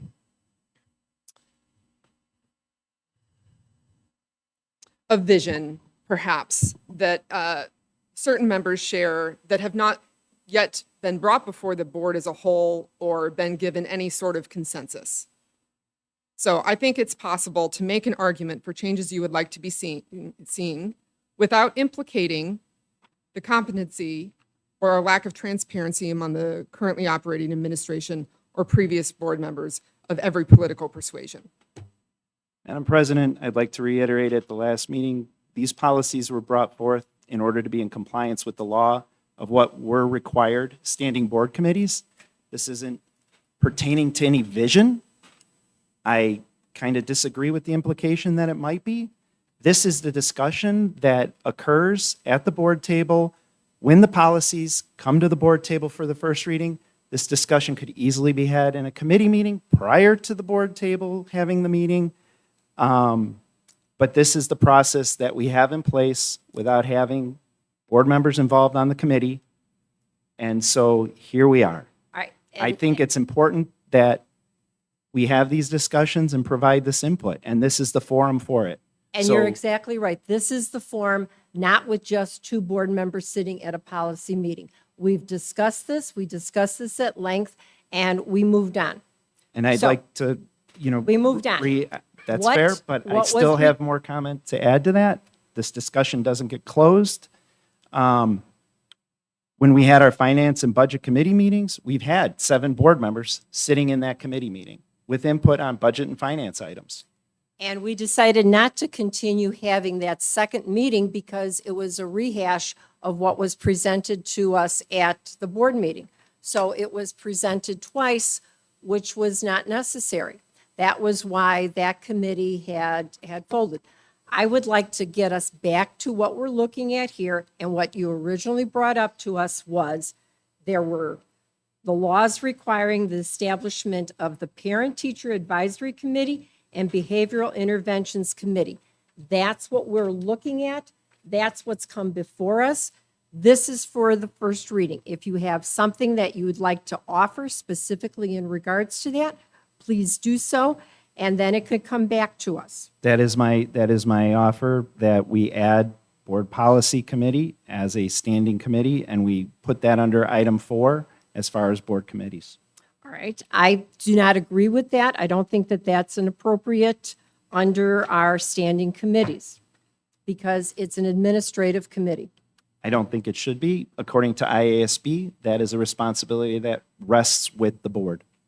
Madam President, I will happily take the interpretation of the legal language of IASB from our attorney, who has been very thorough in giving us their review of the legislation which impacted the policy that is before us today.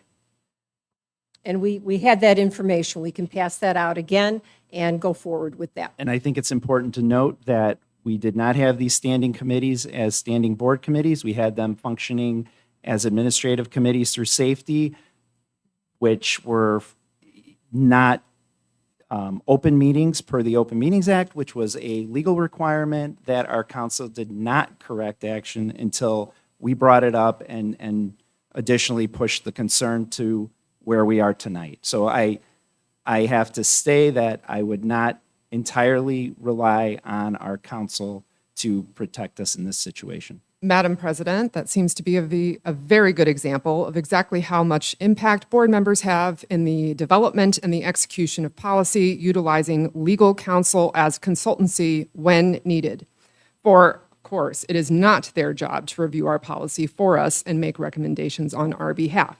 We have consulted with them, and I very much appreciate that they are willing to do so. Exactly my point, which is why this should be a board committee where the board is responsible for reviewing the policies.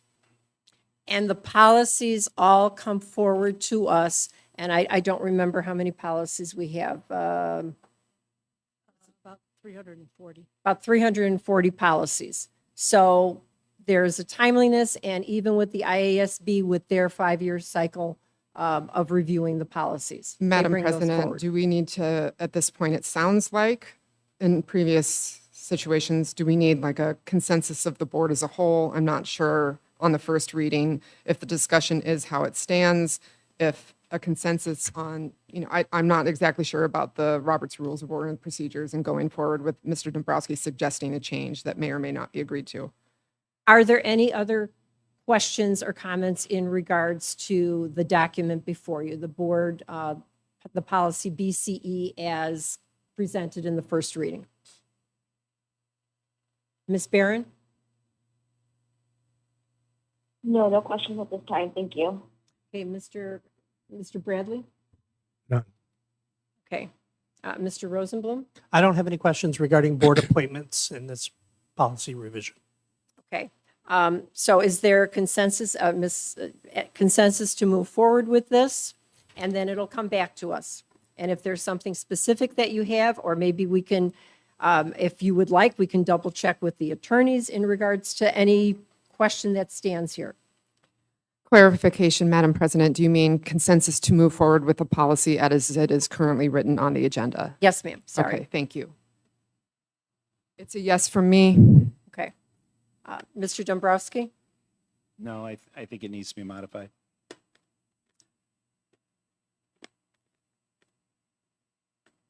All right. Do you want to give us something in writing that you think needs to be modified?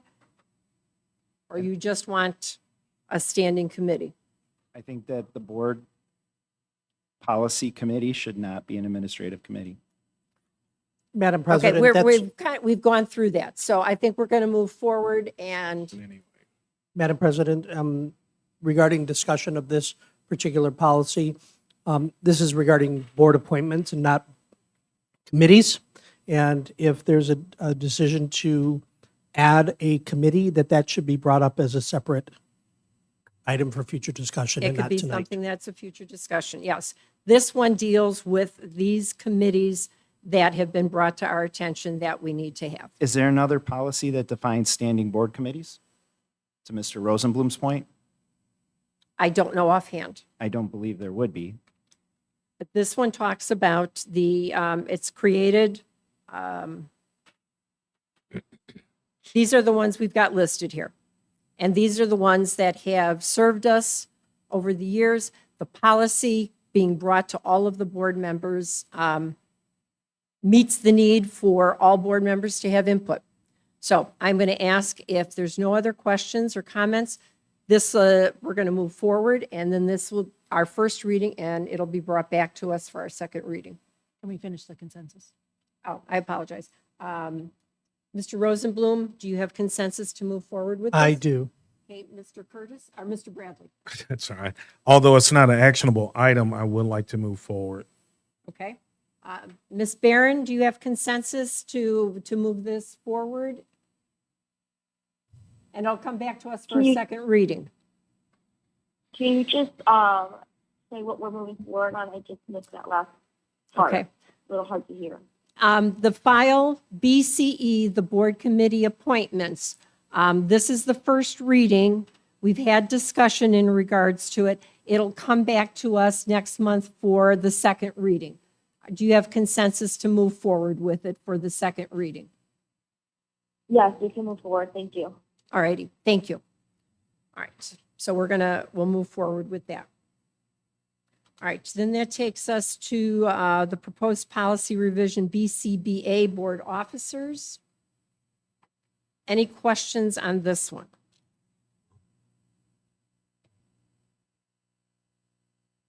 Okay, if not, that'll come back to us. Policy BCCA district treasurer, that's a deletion. Because then that's stated in the prior one, BCBA. Any questions there? All right, then that takes us to policy JFCO, behavioral intervention policy. Any questions there?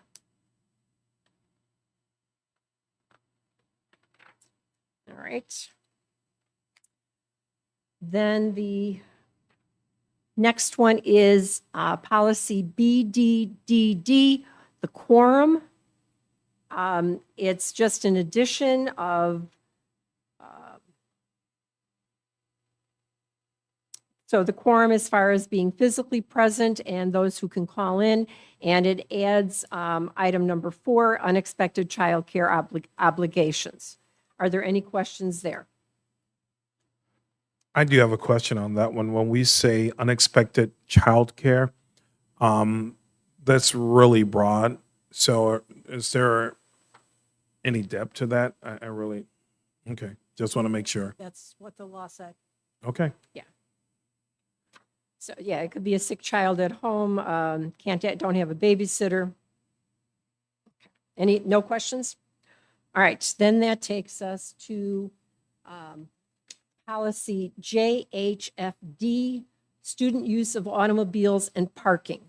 Any questions there?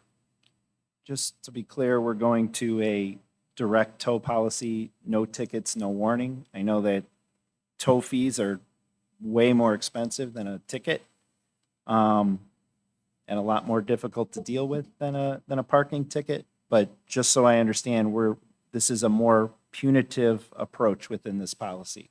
We give plenty of warnings. We do not ticket them by the police, but we do give warnings. But the way I understand the policy, And then it is a private company that tows. so It is not the police department that tows nor tickets the vehicles.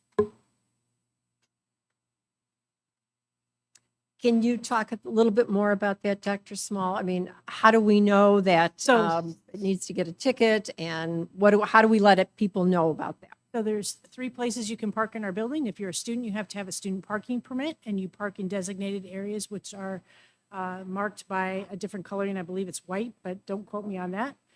We have staff that also have a permit that they put in their car and are able to park in a different designated area. We have visitors who have a designated area for visitor parking. What we do have are sometimes students who decide that they're going to come and park on our campus without a parking permit, and therefore are taking up spots that have been designated to other students who have paid for their parking permit. And that obviously causes problems in our parking lots. Driving to school is important to kids, and that's why we have a permit system to make sure we can control how many cars are coming in at the same time. Our school gives warnings, written warnings, calls home. We do this multiple times before we would ever go the route of towing. And as long as a student is heeding the warnings, they should never have their car towed. how many cars have been towed in the last year? 0. 0. Okay, thank you. Any other questions? All right. Then that takes us to the Illinois Association of School Boards Resolution 2023. Mr. Rosenblum? Madam President, Oh, I I'm sorry. motion to limit the time of discussion on this topic item to 15 minutes. Actually, I think it's going to be about 5. Is that a second? So the He Bradley, wants to make a second. motion in oh, regards to it. second, Second. Are you, Thank you. Requires a 2/3 vote. all right, and the motion is to limit the discussion to 15 minutes. It's been presented, it's been seconded. May I have a roll call, please? Mr. Dombrowski? Aye. Mr. Bradley? Aye. Mr. Rosenblum? aye. Ms. Barron? Aye. Ms. Cavill? Abstain. Mrs. Klimkowitz? Aye. All right, the motion carries. 1, 2, 3, 4, 5. Okay, we're good. Mr. Rosenblum? Thank you. The Illinois Association of School Boards has a delegate assembly each year at its III conference, which is taking place the weekend before Thanksgiving. As liaison to the IASB for this board, I have been delegated to be the delegate for the delegate assembly representing this body. There are 5 resolutions. Oh, the IASB is an advocacy group as well as other things, but the resolutions are requests for the IASB to solicit and advocate for legislation on behalf of its members for policies at the state level. There are 5 resolutions. of which all board members have been provided with their copies of the online agenda, requesting the delegates to vote in favor of or against, in agreement or disagreement with the resolution and the recommendation of the resolution. We have with us the North Cook Division Resolutions Chair, Mrs. Anna Klimkowitz, who represents our district at the state level for these resolution creations and reviews. I ask that every board member review the 5 resolutions that are being recommended for delegate voting at the upcoming assembly and come prepared next month during our board meeting, either with the new resolutions form that you have been presented, with your request on how this school district is voted at the delegate assembly and how I will vote on behalf of this board. And I will, as in previous years, vote with whatever the majority of this board so chooses, either in agreement or disagreement with the resolutions. If you have any questions regarding any of these resolutions, I ask you to please contact me between now and the next board meeting, and we can discuss it, or we can discuss it during the board meeting, at which point I will be asking you to collect these pieces of paper that show what your preferred vote would be, or if you prefer not to do it on paper and prefer to do it in a vocal perspective, I would be happy to solicit that at that time. Are there any questions? Okay, that's Thank you. pretty clear. Thank you very much, Mr. Rosenblum. All right, that will take us then to the next item is the school year calendar 2025, 2026, and summer school calendar 2026. The recommended action is that the Board of Education approve the school calendar for the 2025, 2026 school year and the summer school 2026. May I have a motion, please? So moved. Second. Any discussion? Dr. Small? Each year, the district adopts a school calendar. But by providing the school calendars years in advance, the district can give notice to students, parents, and staff members as they plan their personal and professional obligations. Consistent with the school code, the 25-26 calendar provides an 184-day school year of 180 instructional days and 4 institute days. The 180 instructional days have 4 extra school days compared to what is required by law. These 4 extra days allow for up to 4 emergency weather days to be taken without the need for online learning or adding additional days at the end of a calendar year. Therefore, District 211 still has the traditional snow days as needed. The proposed 2026 summer school calendar provides for 26 days of instruction across 2 semesters. Thank you. Any discussion? Any questions? We're starting school August 11th. I mean, that is really early. I think, I understand the 4 snow days if we use them. I would almost rather see an August 18th start where students get one more year of, or one more week of summer and the utilization of the online classes to make up with that if we needed to. I think that taking another week in August from students that could use some more time off for their mental health, considering we have mental health days that are implemented by law, and we could give them another week in August, I would rather lean that way. That's my position on that. Any other comments or questions? I will say that it's interesting on 2024. I'm thinking of, now I know that we have 2 elementary feeder districts, of course. We have 54, and I don't have any knowledge of what their calendar is off the top of my head, but my children attend District 15, our other feeder district. I work in District 15. District 15 has been sort of an outlier in our area in that they start around this date every year. They always start pretty early. And this year, our date, I think, was not dissimilar to the 12th. And so it feels very early.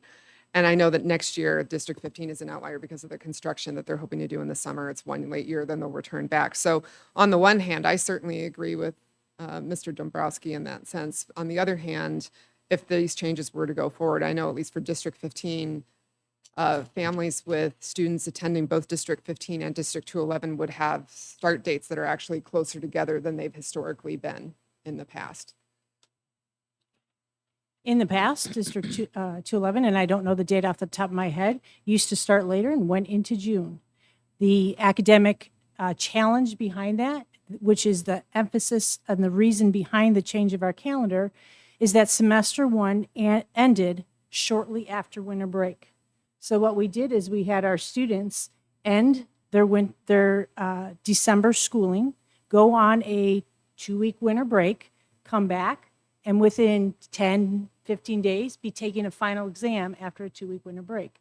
So the whole shift of this calendar was to put final exams prior to winter break and actually give the students a true winter break, not where they were working on projects, not where they were preparing for final exams, but an actual break in semester one. Their grades were done before they started semester two afterwards. In order to do that, that pushes our calendar start a little bit earlier. Thank you for the update and the rationale that's been behind that. Any other questions? First of all, I appreciate the continued, I'll call it forethought or forecasting of the school year to help families with their planning of activities as well. I would like to again reiterate the importance of not only this calendar, but the scheduling within that calendar of school activities, meetings, programs, tests, et cetera, within our programs that could impact the demographics of our students from a religious and ethnical perspective, to try to avoid as much as possible any conflicts that our students or staff may have that make them have to choose between their faith or their ethnic values and our programs. Thank you very much. Thank you. Any other questions or discussion? One more thing, Yes, I'm not seeing in the calendar, election days. Will we still host voting sites? And will operate on the same time? Currently, the next agenda item is addressing that. So we have school on election dates unless the legislators decide that we will not have school, which is a change to our 24-25 calendar. Okay. Any other questions? All right, roll call, please. Ms. Barron, Aye. Mr. Bradley, Aye. Ms. Cavill, Aye. Mr. Dombrowski, Aye. Mr. Rosenblum, Aye. Mrs. Klimkowitz. Aye. All right, motion carries. The next item is an action item that the Board of Education approves the revised school calendar for the 2024-2025 school year as presented. May I have a motion, please? So moved. Second. Okay, discussion? Dr. Small? Calendar that's before you was approved by the board in 2022, and at that time, it was aligned with the Illinois School Code. However, during the spring 2023 Illinois legislative session, the new requirement is that there is the addition of the holiday called the 2024 Election Day. This state holiday has forced us to revise this calendar. The revision is shown to you here. We'll be shifting an institute day to August, having no school on the new holiday called the Election Day holiday, and then we will take a institute day and make it a attendance day in October. I want to be very clear about this. This is not for next month. This is for November 2024. Any questions? All right, there are none. Roll call, please. Mr. Dombrowski, Aye. Mr. Bradley, Aye. Mr. Rosenblum, Aye. Ms. Cavill, Aye. Ms. Barron, Aye. Mrs. Klimkowitz. Aye. Motion carries. The next item is that the Board of Education approves participation in foreign exchange trips as proposed for the summer of 2024. District 211 reserves the right to cancel any travel that the district deems unsafe or to not be in the best interest of District 211. May I have a motion, please? So moved. Second. Any discussion? I just want to reiterate that even though parents can get travel insurance, if the district cancels outside of the window for reimbursement in the insurance, they may not necessarily be protected by their travel insurance. So there is still risk that the district can make a decision and the insurance would not cover it. Thank you. All right. Any other questions or comments? Roll call, please. Ms. Barron, Aye. Mr. Dabrowski, Aye. Mr. Rosenblum, Aye. Mr. Bradley, Aye. Ms. Cabell, Aye. Mrs. Klimkowitz. Aye, motion carries.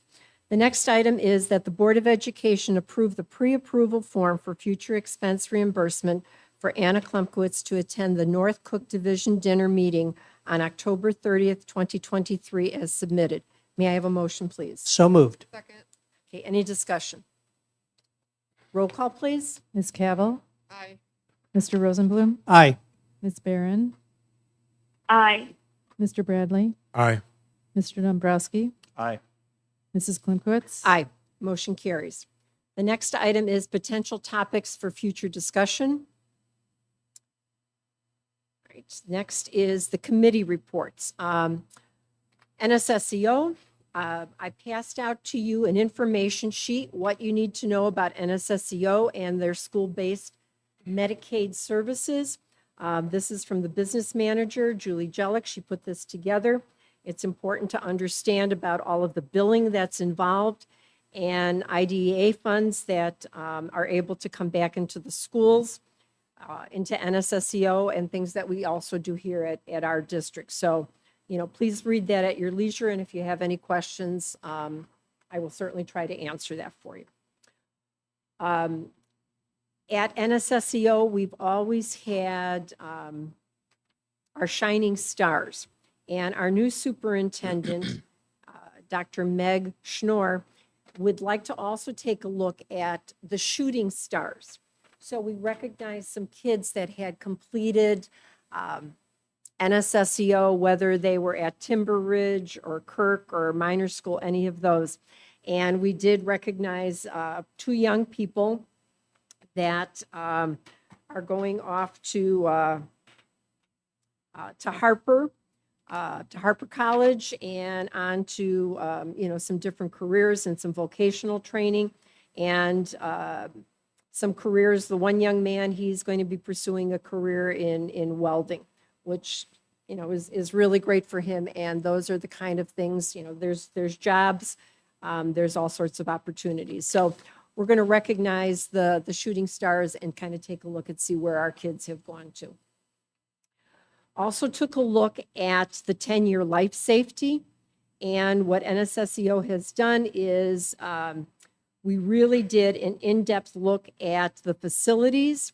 We're getting information on that and what needs to be done.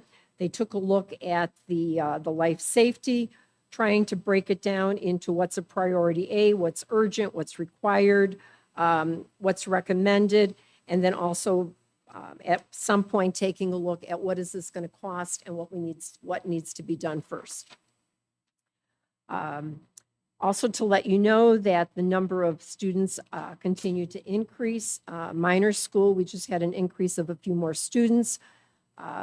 Staffing is going fairly well. There's still some positions that are open, and they're continuing to work with recruiting the staff that is needed.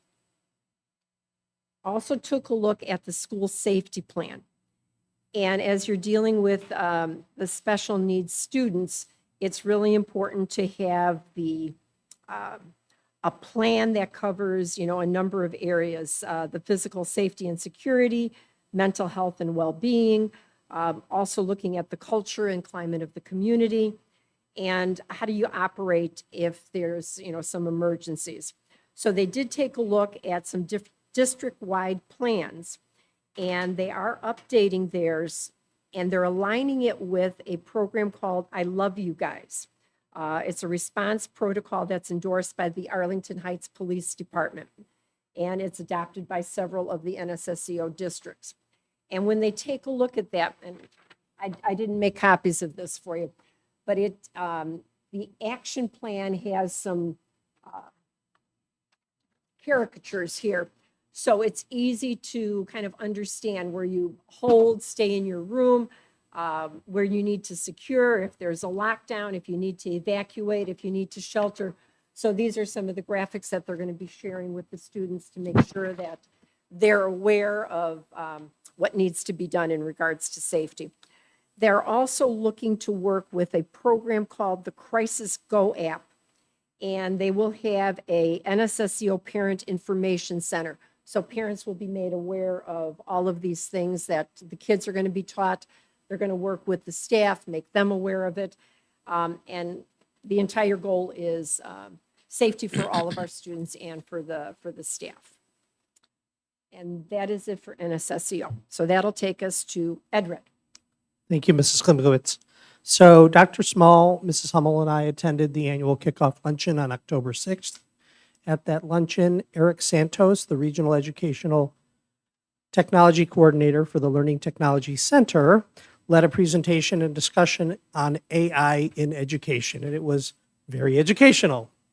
He even gave us demonstrations of how it can be used in an educational setting.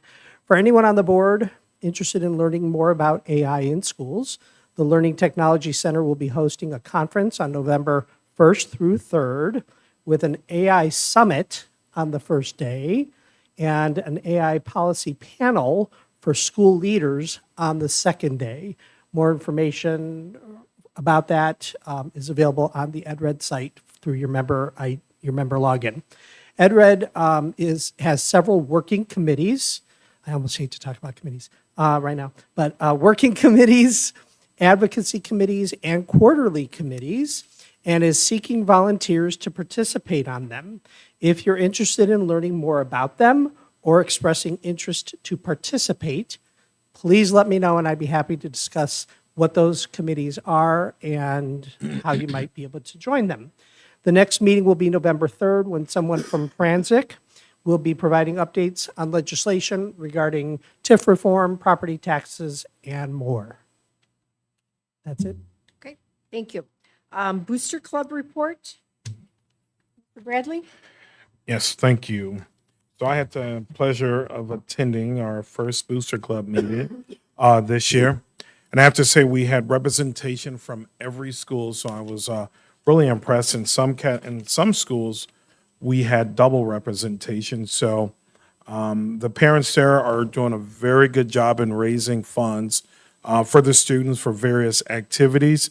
And I just look forward from them having a bright future with the Booster Club. Thank you. And I want to mention that I saw it on Facebook, or maybe it was Twitter. I think it was Twitter. At 211 posted a promotional item on all of the boosters at each of the schools, encouraging people in the community that would be interested to join them. So I thought that was excellent publicity as well. Great, thank you very much. All right, Community and Family Services report, Ms. Barron? Yeah, so the Palatine Rotary had a meeting this past Tuesday. I wasn't able to attend, but our Director of Summer School and Community Outreach, Mrs. Gilbert, attended that meeting, so she sent over some notes, which I'm so thankful for. Journey, Bid for Hope benefit, they're hosting a benefit gala on November 10th at 6:30 p.m. At the Coalition Banquets in Palatine. And then there are also Special Leisure Services Foundation, Recreation for Children in Adults with Disabilities. It's also hosting a gala on Friday, November 3rd at 6:30 p.m. at the Chevy Chase banquet in Wheeling. And then they are also going to be discussing some volunteer opportunities coming up at their next meeting. And their next meeting is scheduled for next Tuesday from 7:15 to 8:45 a.m. Thank you very much. All right, then that takes us to the District 211 Foundation report. I was not able to attend, but I know that the good news is the foundation had received a $75,000 donation. And the donation will support activities such as student visits with their parents to four-year anniversaries, hiring outside companies for ACT and other admittance test preparations, and making certain students have correct dress for college campus visits and interviews. And that was the Project Excel program at Palatine High School. Okay, for the Project Excel. Also, they talked a little bit about the golf fundraiser. The Realtors Against Homelessness had a wonderful fundraiser for District 211. We don't have the final numbers yet, but it was a great time and a lot of good people there that donated some money to our district. Okay. It's really a great program, and it's really wonderful for what the realtors do and how they help, each of our schools and the students there. So those little extras are just amazing. All right, then that takes us to the Illinois Association of School Boards report. Anything further, Mr. Rosenblum? I do. First of all, the North Cook Division meeting is being held on October 30th. Mrs. Klimkowitz and I will be attending from this board. And the state superintendent, Tony Sanders, will be the keynote speaker. And I'm fairly confident that we will have a couple of senior administrators from our district in attendance as well. And I have something very special, and that is to share with everyone that since her election to the District 211 Board of Education in 1997, Mrs. Anna Klimkowitz has contributed to our community and schools as a resident, parent, and leader. She has been recognized as a Master School Board member and is currently Resolutions Chair for the North Cook Division of IASB. Mrs. Klimkowitz also serves as board liaison to District 211 Foundation and NSSEO, as we heard this evening. Due to her continued involvement in support of our district, students, and community in the boardroom and beyond, it is my pleasure to present Anna Klimkowitz with an annual Merit Recognition Certificate and Award as a board leader through the Board Leader Recognition Program of IASB. Congratulations, Mrs. Klimkowitz. All right, thank you. That's, this is very humbling. I enjoy being here with, all of you wonderful people and our audience who stay. So, but thank you. That's just very humbling. All right, that will take us then to our upcoming events. Our next board meeting is going to be November 9th.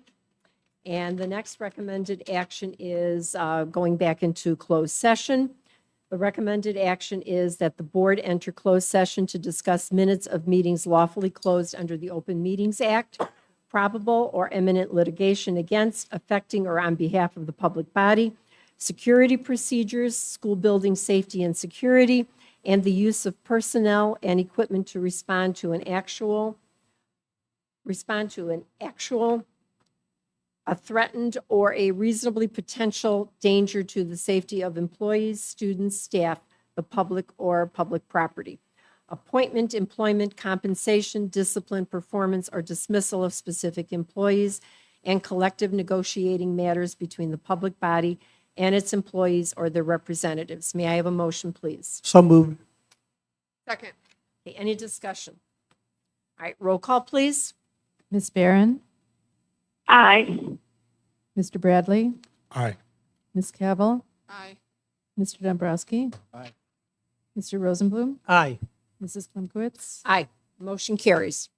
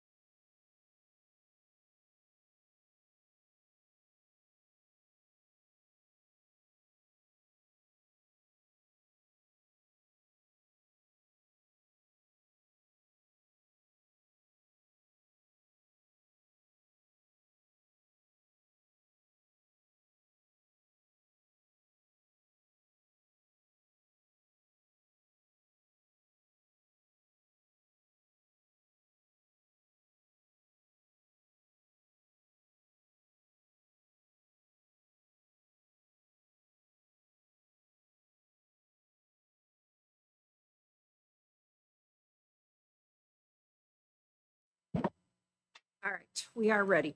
The recommended action is that the board return to open session. May I have a motion, please? So moved. Second, Any discussion? Roll call, please.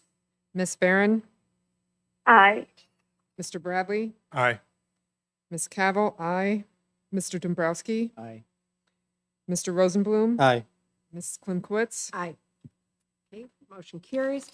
The next item is that the Board of Education accepts the retirement requests of Mary Flowers, previously approved by the Board of Education on June 16, 2022, effective December 2023, instead of May 2025, according to the master contract of the District 211 United Support Staff. Ronald Izzo, effective May 2024, according to the master contract of the District 211 United Support Staff Union. And Rebecca Wutz, effective May 2027, according to the master contract of the District 211 Teachers Union. May I have a motion, please? So moved. Second, Any discussion? Roll call, please. Mr. Bradley, Aye. Mr. Dombrowski, Aye. Mr. Rosenblum, Aye. Ms. Cavill, aye. Miss Barron, Aye. Mrs. Klimkowitz. Aye. Motion carries. The next item is that the Board of Education approve the resolution authorizing settlement of the vaping litigation with Altria Group, Inc. and related parties. May I have a motion, please? So moved. Second, Any discussion? Roll call, please. Mr. Rosenblum, Aye. Miss Barron, Aye. Mr. Bradley, Aye. Ms. Cavill, aye. Mr. Dombrowski, Aye. Mrs. Klimkowitz. Aye. The motion carries. Next item is that the Board of Education terminate the employment of Gloria Gomez due to job abandonment. Further, that the board secretary notify Gloria Gomez of her termination by certified mail. May I have a motion, please? So moved. Second, Any discussion? Roll call, please. Mr. Rosenblum, Aye. Ms. Cavill, aye. Mr. Dombrowski, Aye. Mr. Bradley, Aye. Miss Barron, Aye. Mrs. Klimkowitz. Aye. The motion carries. And if there's no other business to come before the board, then the board president declares this meeting of the Board of Education adjourned at 9:39 PM. 10:39 p.m. 10:39.